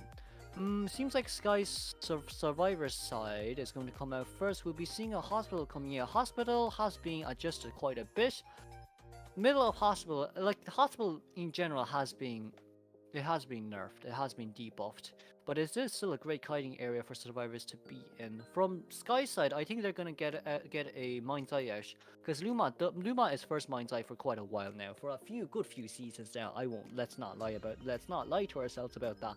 So Luma coming out with a TME and immediately using the cane to locate the hunter's location, and then you can of course see, quietly stepping away, not leaving any blood trails. It's very good for a TME, and of course for hunters in general, it's definitely really hard to do. The only way to counter that is a Bonbon with Peepers, but Bonbon with Peepers, you only see PP Xia from Chengdu GG doing it, and maybe sometimes from Saw M. And of course from Alexis, you rarely see PPX's Bonbon coming out anymore, to be honest with you. But from Discord Kitten's Hunter side, they need to aim for more. Probably a BQ to guarantee the tie, or even, maybe just a Bonbon. Or you can go with an Undead. Undead, nah. Sorry, forget what I said. Hermit. Hermit, Nayad, BQ, Undead. Clerk can come out if there's not a lot of harassers, but that's only if there is not a lot of harassers, in all honesty. So from Sky side now, this is going to be like this game is gonna be very important. If Kayla is able to get a tie here, then Sky's Hunter has to get a 4-man elimination for overtime. If not, oof. That's all what I can say. Oof. And then for our first ban, it seems like we'll be having a Priestess coming out. Priestess first ban. Most likely we'll be coming out with a Seer. We can also... Oh, you might as well get the TMA out of the way, right? You might as well. You might as well. But no, it seems like Psycho will be banned here. Banning the Psycho simply just means that it won't be a Chip Hunter anymore. And BQ, Nayad, question marks. But Psycho ban is also for the Mercy as well, because if Sky decides to choose Mercenary, then Psychologist can just whistle heal, blow heal, whistle heal, however you want to call it. But in general, for this map, it's really Sky Survivor's advantage right now. In this map, it's Sky Survivor's advantage, regardless of what you say. So if they don't get, unless Team A will be last pick, but if they don't get at least a Prospector, or even Prospector, Mercenary, Prospector, Antiquarian, Prospector, anyone, just someone who can harass, like last game, but not a Cowboy, nor an Enchantress, because it's not worth it. Honestly, not worth it. Prospector is just better than any of them, to be honest with you. But for Sky side, we're still waiting on the Survivor's pick. They're contemplating. They're contemplating on how to do it. They're contemplating on how to play this right now, because they know that they need to aim for more against Caleb. They do know that they need to aim for more against Caleb right now. And it does seem like from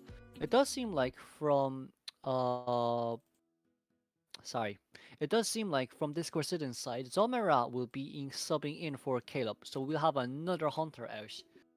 Oh lord. The problem here really is with the fact that do they know who Zomera means? Because now this is not Caleb playing anymore. Caleb seems like only had a wax and a Polloon. And for Church, it wouldn't be recommended that much. It seems like it'll be a Nayad ban first. First ban will be a Nayad. Second ban, I don't think you should ban Anne. Banning Wax is definitely a very good choice as well. Nayad and Wax here is just to prevent a tie. That's all, honestly, there is for those two. BQ is not that good on this map because of the fact that there's a 2-story setting. Also with the fact that, you wouldn't really necessarily think that you want to bring in an Ant because there's also a 2-story setting with many pallets, of course, to utilize. From Sky Survivor side, it seems like we'll be coming out with an Antiquarian and a Barmaid first to pick. Antiquarian and Barmaid first to pick just calls for Bonbon by this point. Honestly, just calls for Bonbon by this point. But if Zomera wants, I think Prospector ban alongside with a Mercenary wouldn't be too bad. Prospector with a Mercenary ban wouldn't be too bad, but it seems like it'll be an Ench ban. If it's an Ench ban, then I'm gonna assume that it's gonna be a Chip Hunter to a certain extent. Ench ban. We're still missing one more ban from Discord Kittens here though. Probably Mercenary.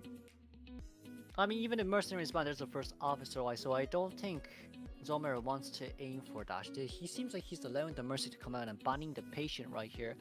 Patient in hospital is scary though, because considering the fact that you can immediately hook from the 2-story setting outside and going towards the Trilla pallets near the statue, it's scary. It's scary. So for this game, Patient will be banned instead. We can always have an Acrobat to come out from Sky side, but if they do want to aim for more, once again, it's a Wildling coming. Just Wildling wants to come out once again for this one. It wouldn't be too bad. I guess it wouldn't be too bad at the end of the day. But of course, a Bonbon will just counter this team really darn hard. A Bonbon will counter this team really darn hard. Not a BQ will get countered really hard if Discord Kitten wants to get a BQ out here. With the last Survivor ban right now, Female Dancer has to go. I just remember Female Dancer is the thing. Female Dancer has to go here. If Female Dancer doesn't go, then it's gonna be a Barmaid who gets healed no problem. Without even the need to use speed doubling. So Female Dancer being banned is the right call there for Zomera. Now we're having a TME. Ho ho ho, the TME is out. Ho ho ho, the TME is out. Now, what will Discord Kittens decide to choose for this one? Of course, if they want Acacia, it wouldn't be too bad. But against a TME, against a TME, Peepers Bomb 1 question mark or XYZ. But it seems like they're gonna get their trump card out with a TME. You might as well get it out with a TME. Might as well. TME flywheel, knee-jerk reflex, TME. That's how we're gonna play this one. Flywheel, knee-jerk reflex, TME. Doesn't matter, pop the Cypher, I'm gonna king, he's gonna slow down, and we're gonna aim for a 3-man escape. That's all what we need. That's honestly all what we need. BQ would be very bad here, but who else would be good, honestly? You know what? Maybe a Hermit will be good. Maybe a Hermit will be good. But I think I'm gonna go more on this fact that we're gonna run a Bonbon. I think Bonbon's not bad. If you want to get a woman elimination, at least Bonbon's not bad. But for now, from Discord Kitten side, what will the Hunter decide to choose out for this one? This is a 4-man team, of course, so an Axoy wouldn't be bad against a TME. I will not lie about that. I think an Axoy definitely would not be bad against a TME. We have seen in CN Server how Axboys do pan out against TMEs. We've seen from last Koa as well. But of course, that was only last Koa. So there's really nothing much we can do here, sadly. It seems like the Bonbon will be coming out. Of course, I was right. Peepers Bonbon, probably the best way to play this. Peepers Bonbon, probably best way to play this. But of course, for TME right here, she needs to hide, she needs to run. This simply allows Bonbon to gain more stacks of bombs, so Bonbon can easily land the chain bombs and easily land the TME. But of course, will be depending on how TME plays for this one. Survivors, they can't harass against the Bonbon, sadly. So Bonbon I don't think was a bad choice, but if you allow the TME to spawn in middle, then of course the survivors will decide to pick spawn point, in which it will be hard for you to rotate in towards hospital for you to find the TME. It's gonna be very hard for this one. TME coming out right here though. I guess TME counters Bonbon. But Bonbon also counters TME. We need to find a TME first for anti-ink here to happen. We really need to find a TME first for anti-ink here to happen.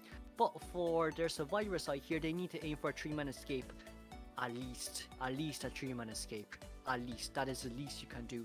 If you can 4-man, then it's great for you. There's a chance for you to win. But if you can't aim for a 3-man escape, you're screwed. You're genuinely speaking screwed. For Anonymous right here, he really only needs to aim for a tie. That's all what he needs if they want to go for extra rounds. But it seems like they want to take this game home for themselves to win against Sky. Now then, onto the Persona points we go. It seems like we will be having a Bonbon coming out with this type of skin, alongside with triple first badges. Oof, that's not a rare sight to see. First Barmaid, first Wildling, first TME, and of course we'll be having Romano coming out as Antiquarian right here. Barmaid, oh no, it seems like we won't have a flywheel knee-jerk reflex here from the TME, sadly, but we're gonna have double knee-jerk reflex alongside which a Antiquarian that brings flywheel. Yes, my brain died. Let's see, Luma spawning in middle, Barmaid spawning in ruins. Romano is very close towards the mini ruins, and Hinojo spawning by Birdcage.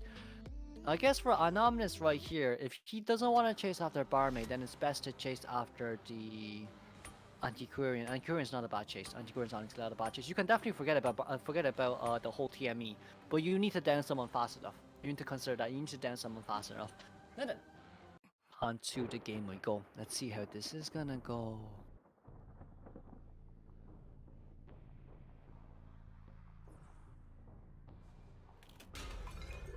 Now then, welcome everyone back to Checkmate Tourney Season 2. We will be having Discord Kitten versus Sky for our round 3 first half of today's matchup. Now then, Anonymous spawning in right here, as we can see. Luma already rotating in towards 2-story, as we can see right here. Wailing immediately with the Tinnitus lock. It seems like Anonymous is trying to look for the Barmaid right now. Seeing where the footprints is left by the Barmaid. Let's see how many stacks of bomb he has. He currently has 2 stacks of bomb. Throws 1 2-second out. And will this be a Paladin? This will not be a Paladin, thankfully. But it seems like it will be an immediate chip right there by the Barmaid. Barmaid immediately using a Dublin right there. Very nicely done. And of course, immediately getting another one out as well. Seems like Barmaid will be locked in this area right here, as we can see, using the speed doubling right here. Ooh, it's a little bit unfortunate for the Barmaid, but it is what it is at the end of the day. Taking the Windows, well, does not take the Windows speed boost because she has already used it.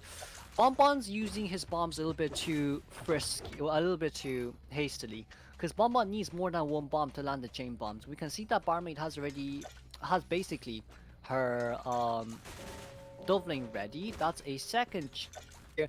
Definitely landing this remote control bomb would be great. Blinking down here immediately will be very nicely done by Anomalous, of course.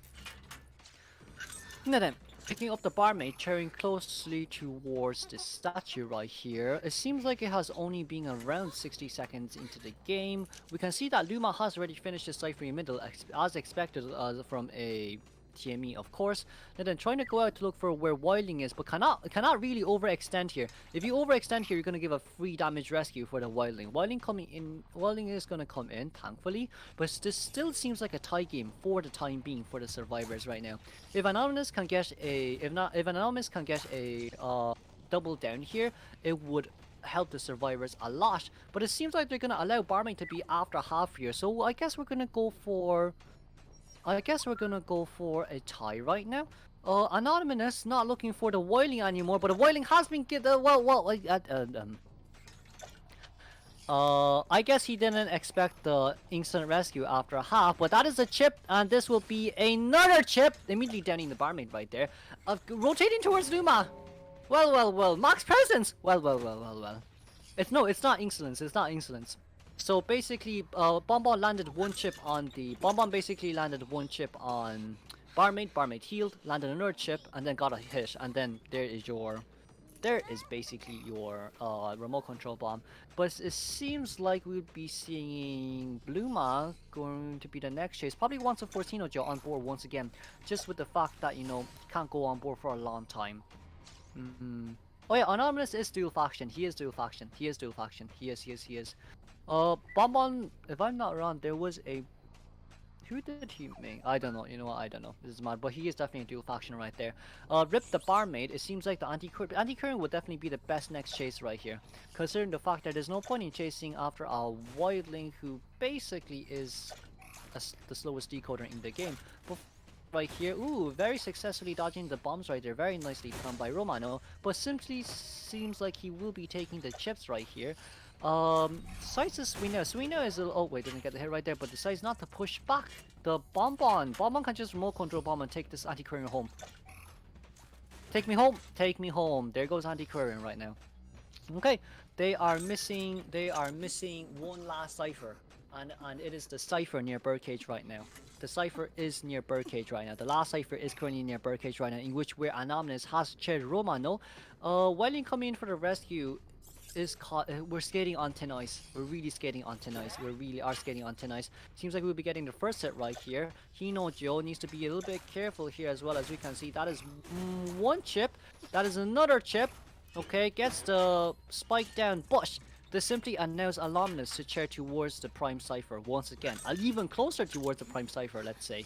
It seems like we don't want to do that just yet. But of course, Mind's Eye can't really come towards the Cipher anymore. So this does seem like a 3-man elimination for Anonymous right here for the time being. Throws the remote control bomb out. It's not a half health just as of yet. TME is currently rotating back towards the Cipher right now. So Bonbon does see this. Bonbon does not see this. We're going to guarantee a tie, question mark? Okay, we're going to look for TME instead. It's best to look for TME instead. You know what? Just down TME. It doesn't matter. Just down TME. It doesn't matter. Look for TME. Oh, whoa. Commit to this. If you're gonna abnormal, you better commit to the TME, or else it's gonna be the biggest mistake of your life. Very successful double chip right there. TME does not have flywheel and will be immediately gone down right here. Very nicely done. Very nicely done by Anonymous right here. And of course, Whiting trying to decode that cipher. Be the slowest decoding in this team. And of course, using his spore. Now, all his spore time is left with 20 seconds now. So this does make a whole different story. Whiling currently at 59%, and he currently is trying to locate towards that cipher as well. But it seems like if if Anonymous sees where the anti-Korean is, they can immediately change for the anti-Korean. No, sees where the anti-Korean is, needs to look for the anti-Korean right now. Now that needs to rely a lot on his chain bombs right here from a far distance. Does not chip that one successfully. Thankfully, not successfully. But it seems like, nope, the triple bomb here will not chip. Needs to land this one chain bomb though. It is at least necessary to do so. Gets a hit right there because of the bait out on the anti-Korean. And it does seem like it will be a 3-man elimination for the time being. Both Hinojo and Luma is currently rushing towards the last cipher right now. Last cipher currently at 66%, but it doesn't seem like they can open the last cipher just yet. Hinojo needs to be very careful right here as well. 4 seconds left until the next. No, we cannot rush this. We cannot rush this. It seems like the mind's eye will be going down right here, and Hinojo will be getting the hit here immediately. One remote control bomb, and Anonymous can take this home, but it seems like the Whiting will get on towards 4 right now, and of course, Abnormal is ready once again. Another kick of despair from the Bonbon right there. Hinojo now will be forced to relocate towards another area. But you know what? The good news is wait. You cannot leave a TME. Listen, you cannot leave a TME. You need to go back towards the TME right now. Leaving the TME is not a good idea. It seems like Anonymous. Okay, Luma getting up here immediately, but it seems like Luma's rotating towards the Hunter right now, getting a perfect pallet stun right there, and also did not vault over that pallet. That was hell of a launch stun though. That was honestly a hell of a launch stun right there. We do see where Hinojo is. Hinojo is currently at 1 chip down, so 1 remote control bomb, and Whiting will immediately be down. You can see a double chain bomb right there. Does not land on sadly. If we chase after the Whiting, it wouldn't be that much of a good idea. But it also seems like Luma does not have any thought on going back towards Birdcage Cypher anymore. Oh, that's a very nice chip right there. Should be a remote control bomb down with the Wildling, and the Wildling will be returning home soon with Bonbon. Both Bonbon and Wildling slow mobility characters. Well, there you go for that. Jumping down right here immediately does not have the speed boost, sadly. Wanted the chain bomb right there. Sadly didn't take it up just yet, and Wildling will be immediately down right here. Luma's currently decoding the cipher once again, but it seems like we have decided to chair the Whining instead, considering the fact that Whining will be on chair for quite a long time. Knows where Luma is as well, so most likely will be going towards the TME. I feel like chairing there and just walking towards TME probably would have been safer, because TME can't really rebound, can't really kite you for that long against like a smack stack Bonbon. In all honesty, but chasing after TM here wouldn't be too bad. TME can definitely be slugged. That's 1 chip, that's 1 remote control bomb takes home. And going back towards the Whiting right now. Whiting is currently heating at, let me see, at 80%, so Whiting should be able to get up, but Whiting can't really contain long enough. His board can't really allow him to contain long enough until the gets a hit there. Very nicely done. Can't contain long enough until TME bleeds it, which is 2 minutes and 30 seconds versus a 20-second board time. So yeah, it's a whole different story right here. And then jumping down here immediately, does not. I mean, this will just be a slow game. This will just be a slow end game, cause I mean they're getting down from the board right now. Hinojo trying to. Oh no, it'll be a surrender right here. Oh, that's a 4-man elimination. Oh, we'll be seeing if we will move on to the second half or not, because even if the Hunter from Skyside get a 4-man elimination, it's still a win for Discord Kittens. It's still a win for Discord Kittens, but there you go. This is one hell of a team. Very nicely done by Anonymous as well. From our commentator's side, it seems like we will congratulate Discord Kittens for winning against Sky. Now then, with the analysis we go back, endgame stats. Anonymous guard 26 with a 1 cipher remaining, 3 pallets destroyed, 30 strikes, 9 knockdowns. Wildling 132% decoded, 201 second contained. Romano is 115% with a 52% containment, and of course Luma with a 361% decoding progress, as expected from a TME with a 75 containment, and of course Barmate 48 seconds containment was not enough for them to finish the cipher, even with a TME on the field. But of course, we will congratulate Discord Kittens for winning against Sky, and we will bid Sky good luck for our season 3 if they do decide to come back as well. Now then, as we can see on the scores right here, it's 5-0 for Discord Kittens. Of course, even if Sky manages to get a 4-man elimination right there, it's still a win for Discord Kittens because of round 1. Now then, GG's, well played to everyone. We will see you all for round 2 of today's game, in which, if I am not wrong, it will be vice versa versus strawberry milk. We will see you all in second half then, after a short break, after a 1 hour break. We'll be back in 1 hour. Thank you all for coming. We will see you for now.